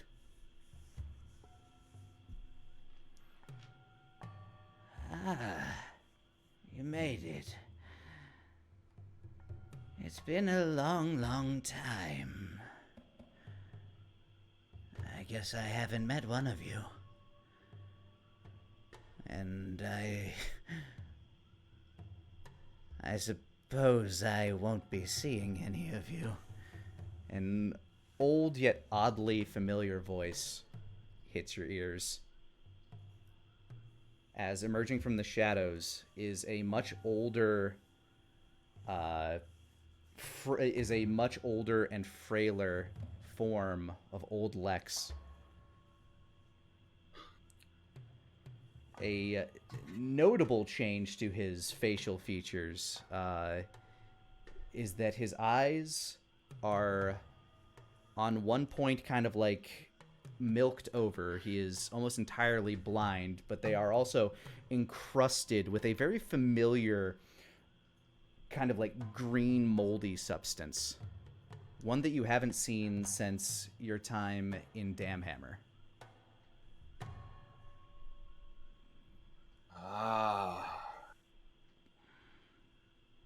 Denier glances over towards Wolfgang.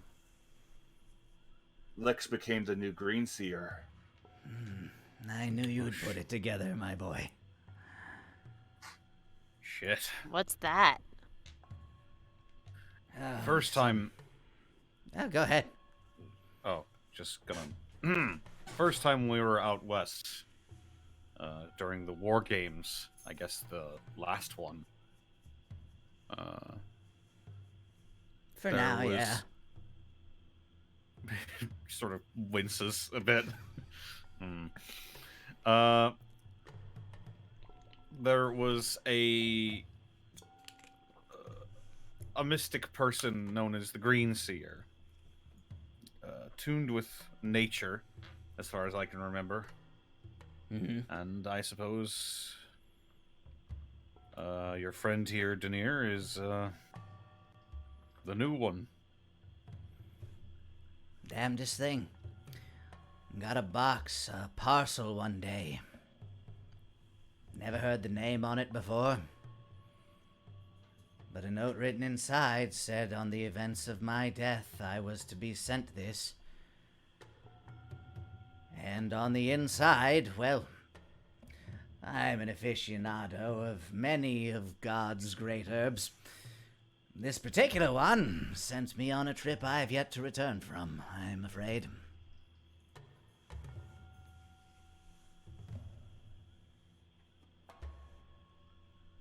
Denier is creeping closer and closer to this man, inch by inch. He holds out his hand and just kind of like touches your face. Ever the curious one, aren't you, boy? Seems that your curiosity got you in a bit of a conundrum this time. As it has many times. Kind of like pats the side of your head. No words, Denier hugs this man.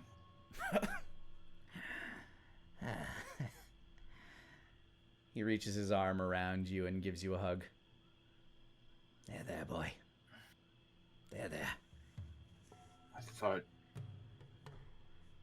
thought we lost you with Amberglade. In a way, you did. I'm not exactly who I was. I'm not exactly sure who I am. I'm one with a lot of things, with a lineage, and with those yet to come. I've seen things that I can't explain, and I know things that haven't yet happened.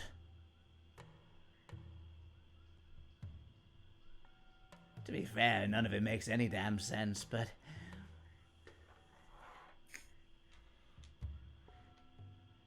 Really doesn't. I just bumble my way through most of it, most of the time.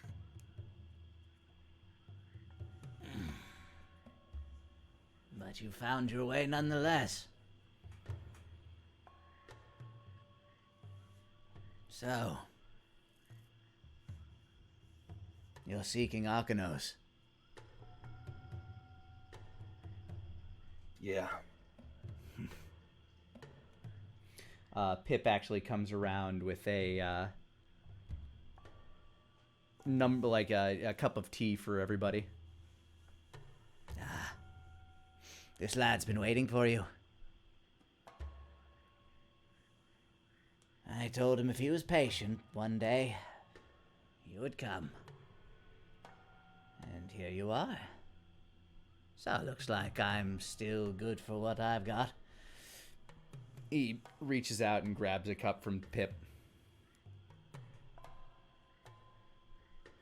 And Pip is still looking around, slightly confused. Nara's looking around real awkward. Pip's gonna roll insight into you.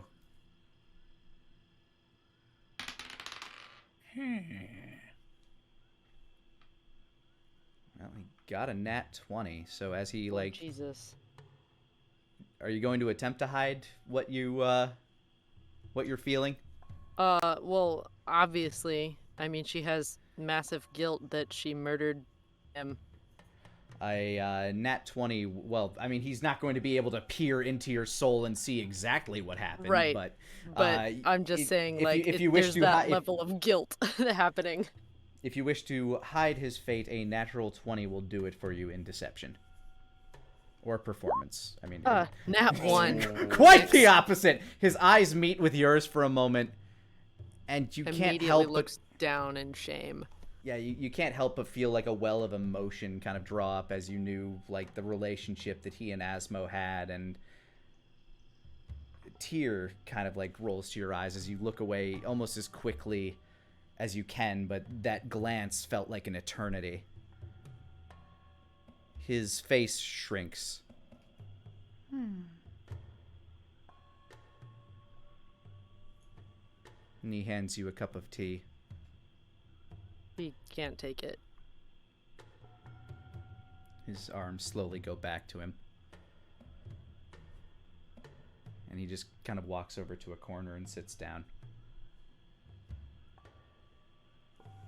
You've been through much. I have seen most of it.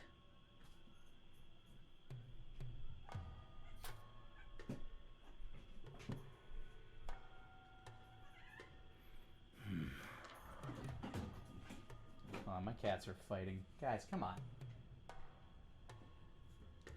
Don't be jerks. But this isn't where your story ends, and that is the part that confuses me the most.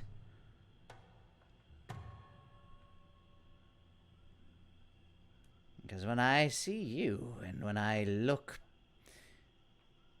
at your near futures, I see waves. I see the ocean. I see your home, boy. But when I try to see further, I see nothing. Not a discontinuation, but just a gap.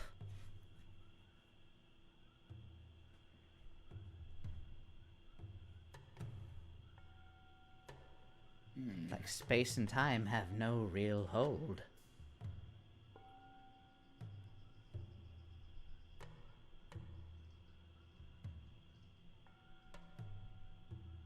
His head just kind of like shoots back for a moment.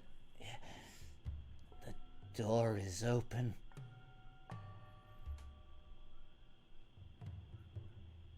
Yeah, he kind of shakes his head. Phew. That was a weird one.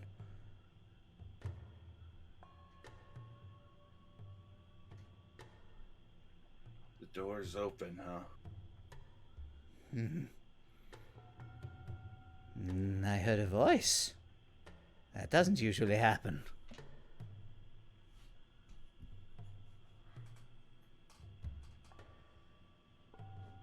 What did the voice sound like?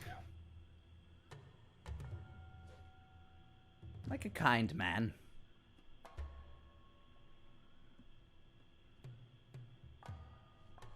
He had this air of knowing superiority, but it was friendly. Tom.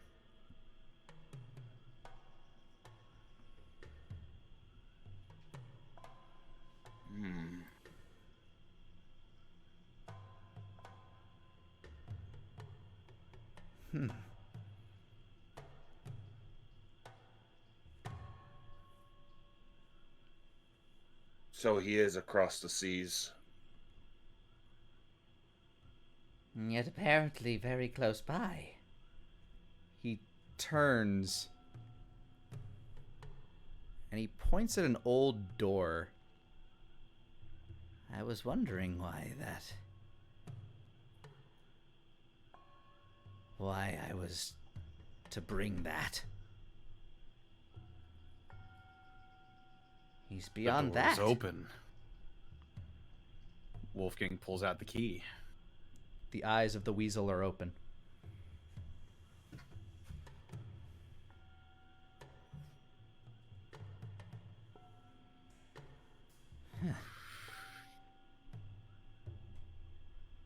Looks like we have our way.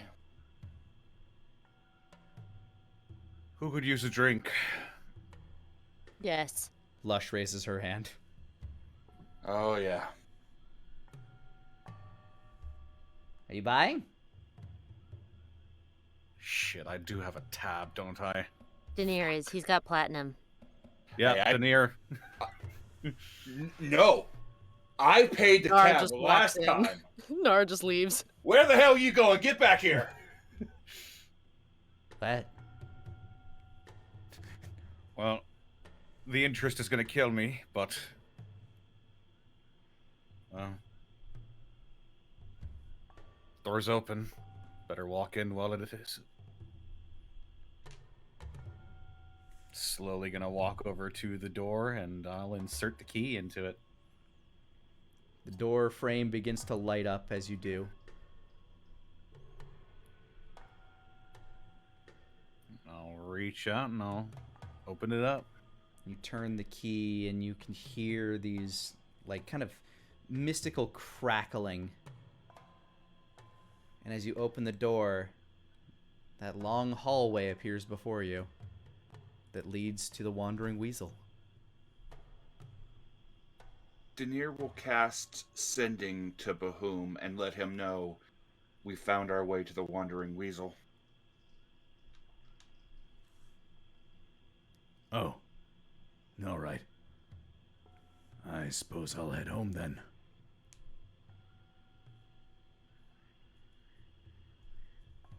Unless he wants to come with us. He doesn't seem to have any interest in it. Then he looks over towards Lex, offers an arm. It's been a while since I've left this damn place. Sure, why not? May as well see where you came from. Well, not the right words, I suppose. I told May you as I'd well take you there. smell the ocean. I told you I'd take you there one day, Lex. Took your damn time. I'm good for it. Plus, I've been collecting little trinkets here and there. I don't know if it's as good as what you had in the past, but maybe one final time, you and me have a pipe. Oh, boy, I have stuff that will fucking blow your brains out the back of your asshole. I'm not gonna give that stuff to you. It's... No. It's all right. I'm good friends with the god of nature. I'm pretty sure I can get some if I need some. That sounds like a gratuitous abuse of power. But if you can. He kind of like waves his finger relatively towards you, but kind of missing you, Wolfgang. I'll just politely step into his finger point.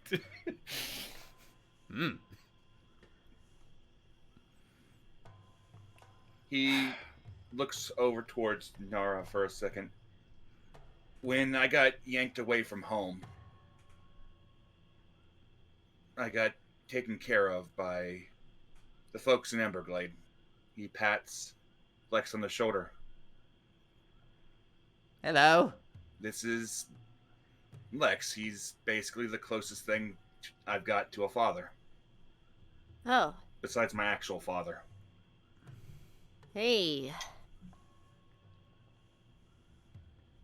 Thanks He- for not raising a psychopath, I think. Time will tell.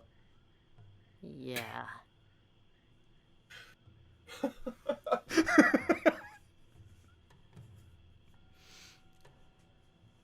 Slowly begins leading Lex towards the weasel. All right, you guys all step into that long ethereal hallway that leads into that back room in the weasel.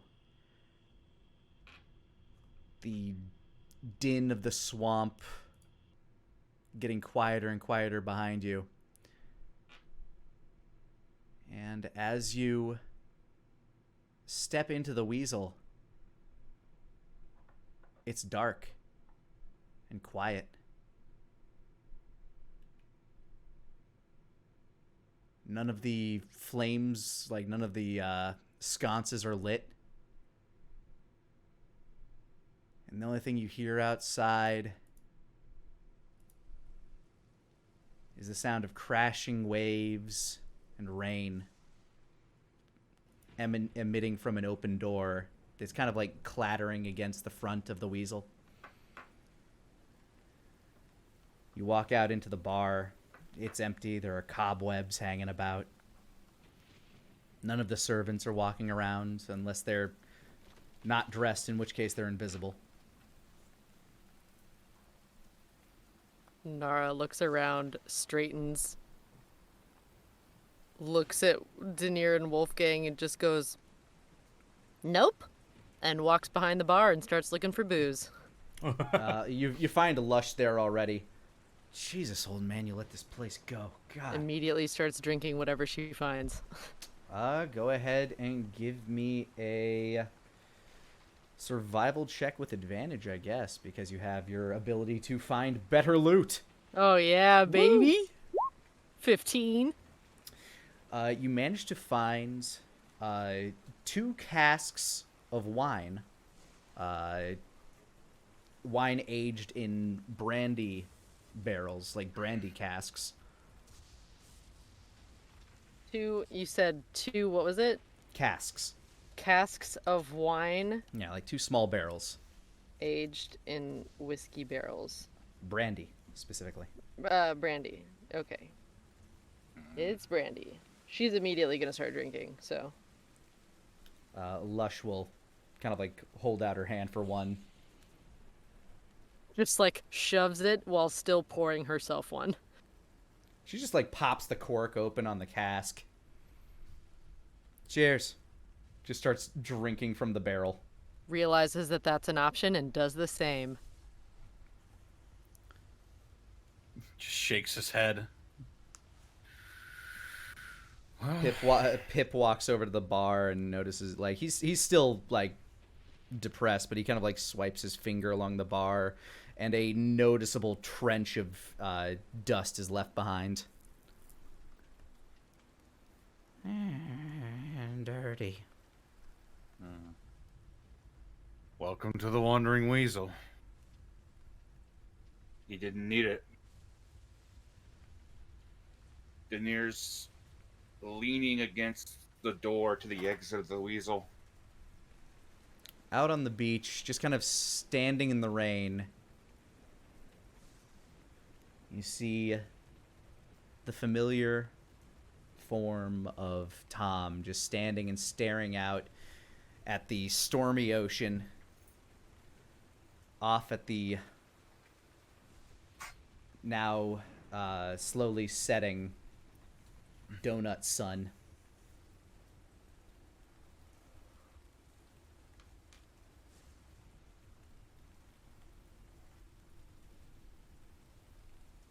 Do you approach him? While they're drinking, Denier will. Wolfgang's free to join if he likes. Hell, anybody's free to join if they like. As you approach him, without turning and looking at you, he just says, I remembered seeing this place in your dream a long time ago. One of the first things you shared with me. I always wanted to see it with my own eyes, so I decided to stay here a while. I hope it's treated you well, old friend.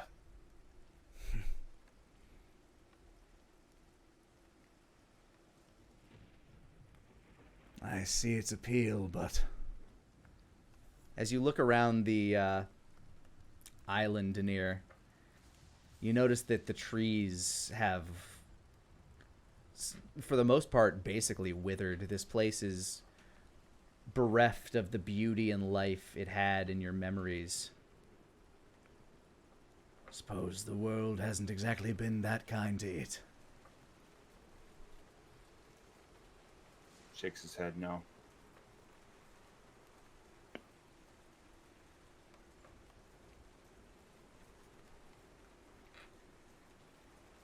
I just wanted to see how it all came to a close. When I got back here, it took me a long time to realize this rock was the place I was born.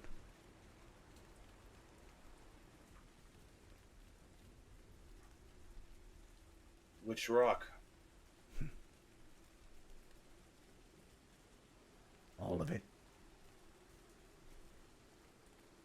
He kind of like gestures out towards all the lands to the north and kind of like sweeps his arm back to kind of like give you a sense of everything on this planet.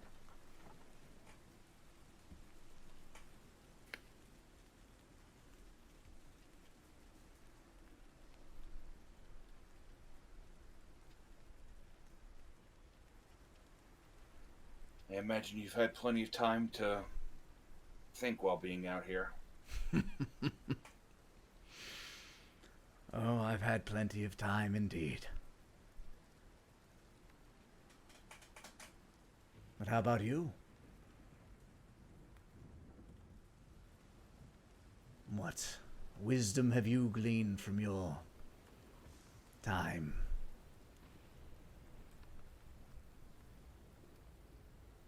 I've learned that trust easily given is easily taken advantage of.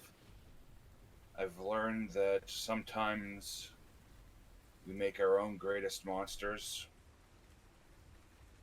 I've learned that sometimes, no matter how alone you feel, there's always somebody by your side that you can confide in.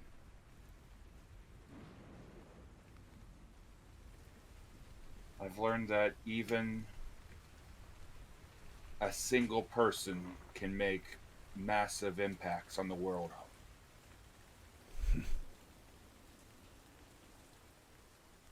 If that isn't the truth. And I've also learned the importance of not spoiling a good story before it comes to an end. He turns to you and finally looks at you and smiles.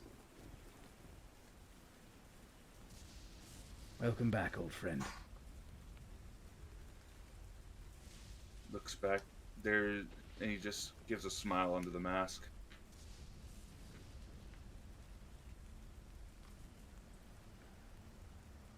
Lani, is there the village and the villages or what have you? Are there any signs of the villages, or are they all gone?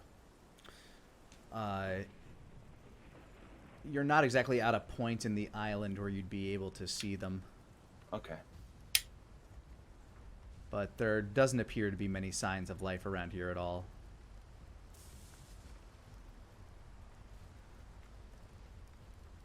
It's funny. I spent so much of my younger years doing everything I could to avoid this. Building weapons. Points to your staff. Creating prophecies. Writing plays. All to try to warn the world of what would come. And to try to arm them properly for when it happened. But for all my efforts, nothing made more of a difference and the kind that my kind tend to look so down on. The mortals.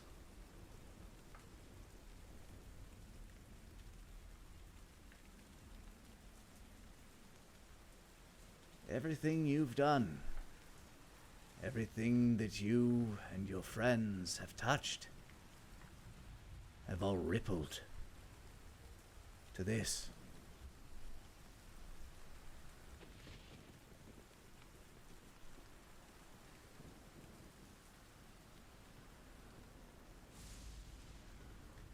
Interesting to see what those ripples would have been if, say, we got to go through and experience it all ourselves instead of fast forwarding to the end.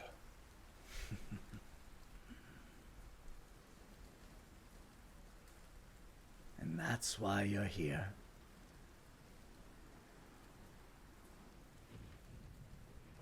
Not a very good story if you yank the characters, if you yank some characters out of it right in the middle, right? True enough.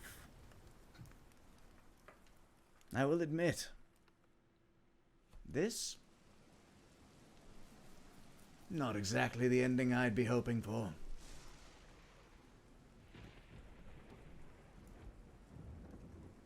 So, as a favor to a friend, let's say I give you a chance at a second draft.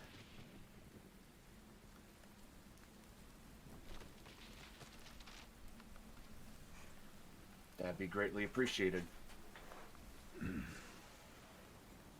Wolfgang, what have you been up to?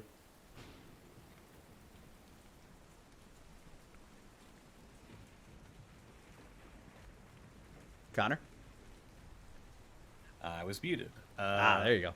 You probably would have noticed Denier walking out into the rain, and he would have kept an eye on what was happening outside. But he would have stayed, like, at least in the door frame to keep an eye on the drunks. At that point, Tom would turn and notice you.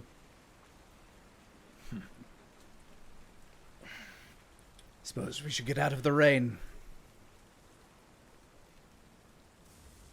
Your hair's all wet. He points at you, Denier. Maybe we'll actually get some of the pixie dust out of it this time. Good luck. Shit never gets out. Yeah, I know. Even the water nymphs took a shot at it, just couldn't get it done. And he'll start walking back towards the Wandering Weasel. Ah, those things are freaks. In a good way. The 2 seconds that Wolfgang has turned his back, Nara has staggered upstairs to the galaxy bath. It's not upstairs. It's just down the Or hall. wherever and it is. Down the hall. That's the one. With your extreme low light vision, you're able to find it. They're like everything is like incredibly dark, but when you open up that curtain, it's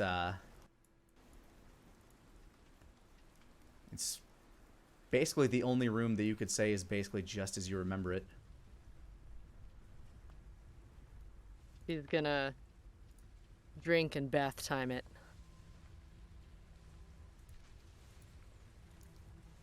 You sit in the waters, and they feel just that perfect temperature, and you can feel all of the aches and pains and knots in your body all begin to unwind and soothe.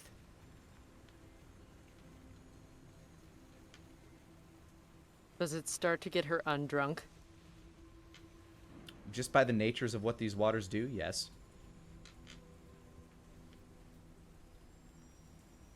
As soon as she starts sobering up, even though it's also healing her rapidly, she's like, "Oh, fuck, no!" She'll Lush get out. Lush actually wanders in.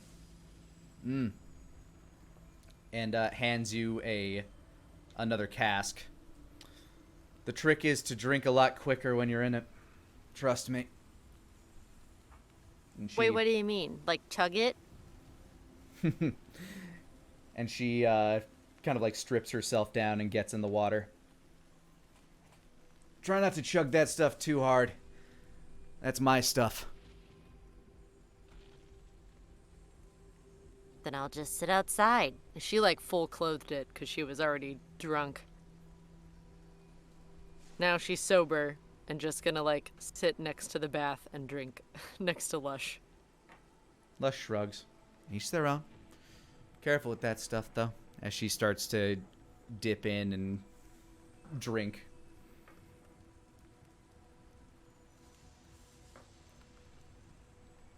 You've had a rough go of it, I take it. Yeah. She starts downing a bunch of the wine even though she just gave a warning to not.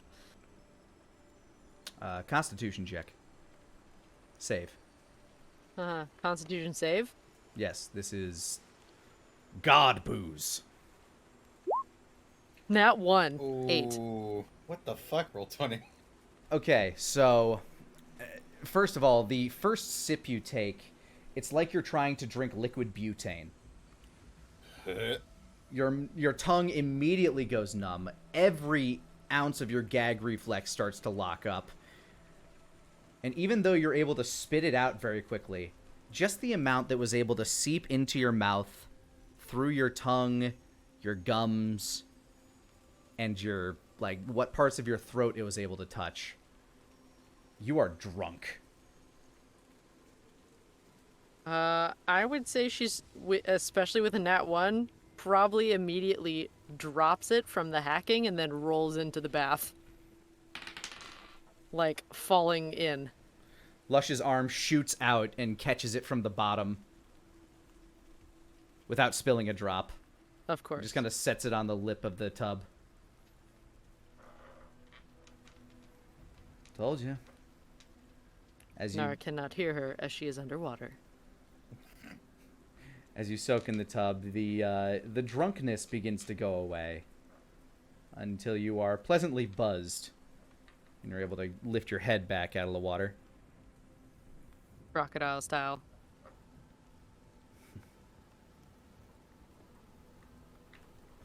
To those we've lost. Yeah. And even though she knows it's the worst idea ever, because of what Lush just said, she'll try another drink. Lush holds up her cask and just kind of like taps hers against yours. Go ahead and give me a Constitution save with advantage, because you're in a healing tub. 22. It's not a pleasant taste, but you're able to actually get a sip down. And you very much maintain that drunken feeling.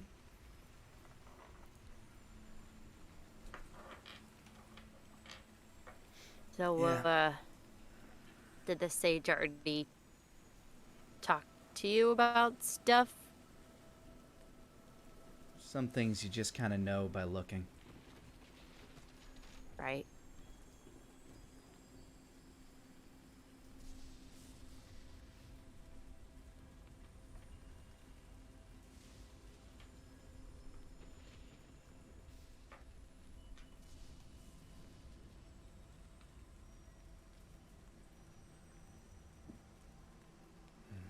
She just kind of looks off into the distance.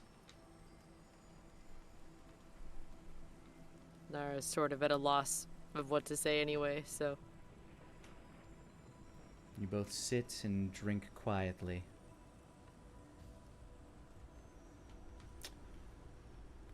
Wolfgang, as you and Denier and Tom re-enter the Weasel, Pip is just kind of like quietly, like, he found a rag and is slowly like wiping dust off of things. Welcome back, my boy. Tom says. Pip kind of looks over.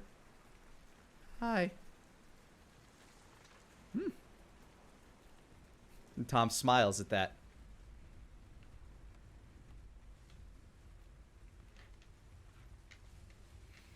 So, you want a chance at a second draft of this Story then. He says, looking at Wolfgang and Denier. Old Lex pipes up in the background. It okay if I smoke in here? Yeah, it's fine. Cool. Sparks up some pipe weed.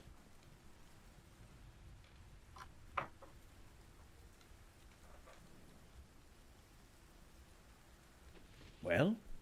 And he's looking at the two of you again. What do you say, Wolfgang?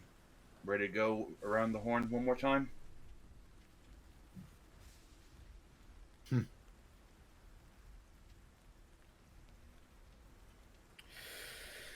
ready to write the bloody ending that I want.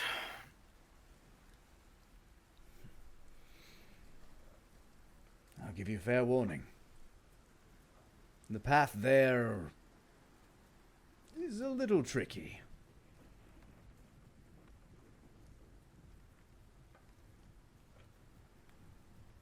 But I think you're up to it.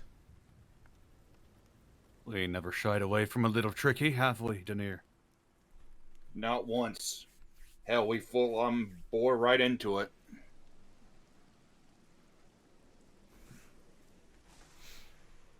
He's looking around. Your other friend seems to have disappeared. She's been prone to do that lately. Yes.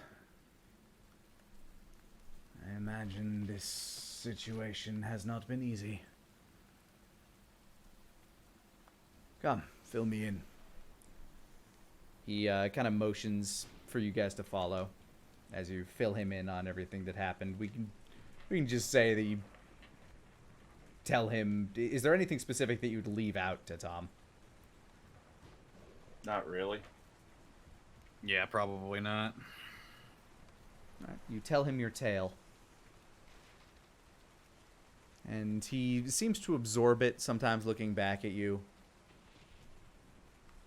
And he leads you upstairs to a very particular door.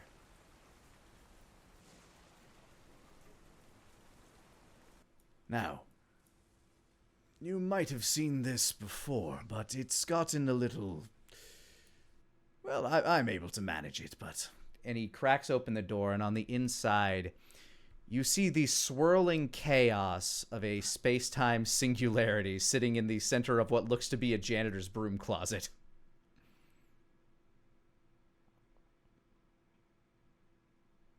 I want to say I'm not surprised, but I am. This is my... Let's just call it a time hole. I mean, it's really more of a doorway to... the time tree. More specifically, it is a piece of the root of the time tree. Is that a metaphor, or is there an actual time tree? Yes. Fucking... Would it surprise you to say that I'm not entirely sure myself? At this point, I'm not sure there's a lot that can surprise me. Oh, he kind of like chuckles to himself. I believe there is. I fucking hate surprises. Well, let's hope we don't run into too many, because the path to where you want to go will be traveling along your own time tree. The branches that you yourself have traveled.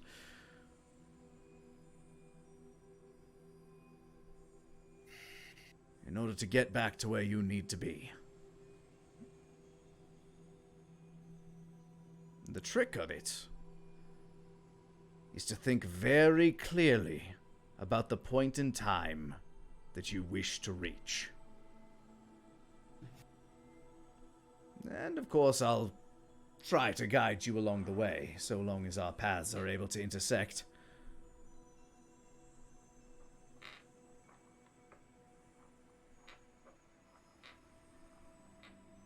Question is where we want to land at. And that's where you'll have to decide. You'll have to figure that out together. Because if you're going to travel together, the only way through is by traveling a path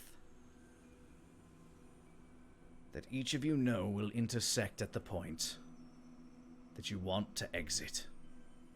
Otherwise, each of you could end up pretty much anywhere along your own timelines. And I don't need to tell you how much that can really mess up things. Wolfgang just gestures outside. Oh, trust me. It can get weirder. Basically, we don't want to have to hide away from the world and wait until such a time appears that we can actually begin to get active again. If you end up showing up at the point of your own conception and explode out of both of your parents at the same time, that's all I'm saying.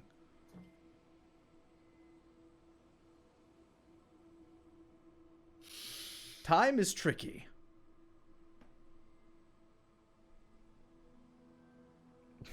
I'm going to need some liquid help for getting that mental image. So what you're saying is we need to all be thinking of the same point in time. More specifically, that each of you need to have a point in time in mind that you would like to emerge. And that you would, I'm assuming, all like to emerge in the same place at the same time. Now, where you end up, that's entirely out of my hands. Because that is only up to, and he points kind of directly at your heart, you. I can get you to the time tree. Where you leave it, oh, that's a part that nobody can truly teach you how to navigate. I can only warn you.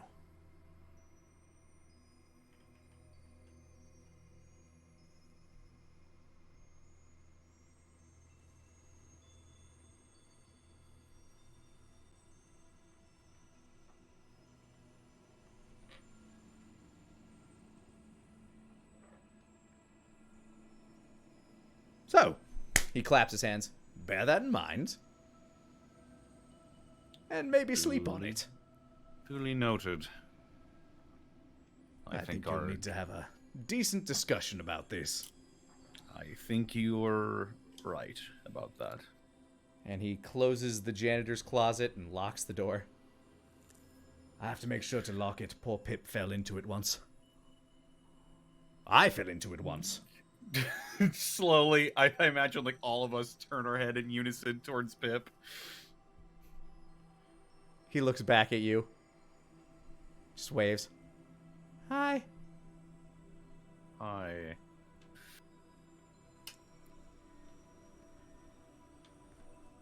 You ought to put a lock on this thing. He holds up the key that he just locked the door with. Mm-hmm. You ought to put another one on this thing. Fucking bloody hell. Kind of like waves his hand at the door. Another lock appears. Kind of like twiddles his fingers. Another key appears. Then he holds up two keys. Puts them both in his pocket. I should warn Elliot. Let him know. Yeah. I cast Sending to Elliot Connolly. We have our way. We'll be gone in the morning. If we fail, best of luck. I hope the wish will do you well. He replies back, "That's great to hear. The king just returned. He said he forgot to give you something. Where are you?" Replies, the Southern Islands. Inside of the Wandering Weasel.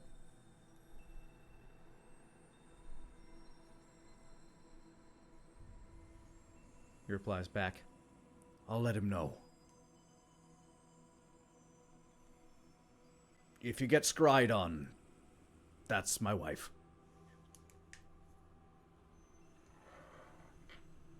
Denier gives a little bit of a smirk. Denier, you have the option to make a wisdom save. Nah. He'll You feel an eye on you. He willingly fails it, and he casts Detect Magic, looks at the orb, waves. Hey, Venariel.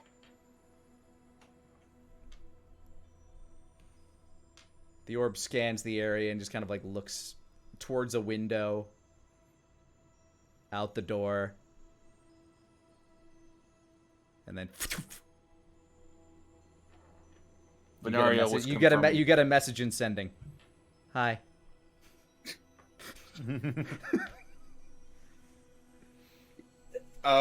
Reply back. Yeah, it's not that great down here, but we have our mission. Best of luck to you. All right. And as you're all given a chance to rest up for the evening and prepare yourselves for a very lengthy conversation as to where you want to emerge on your timeline, here is where we will end tonight's session.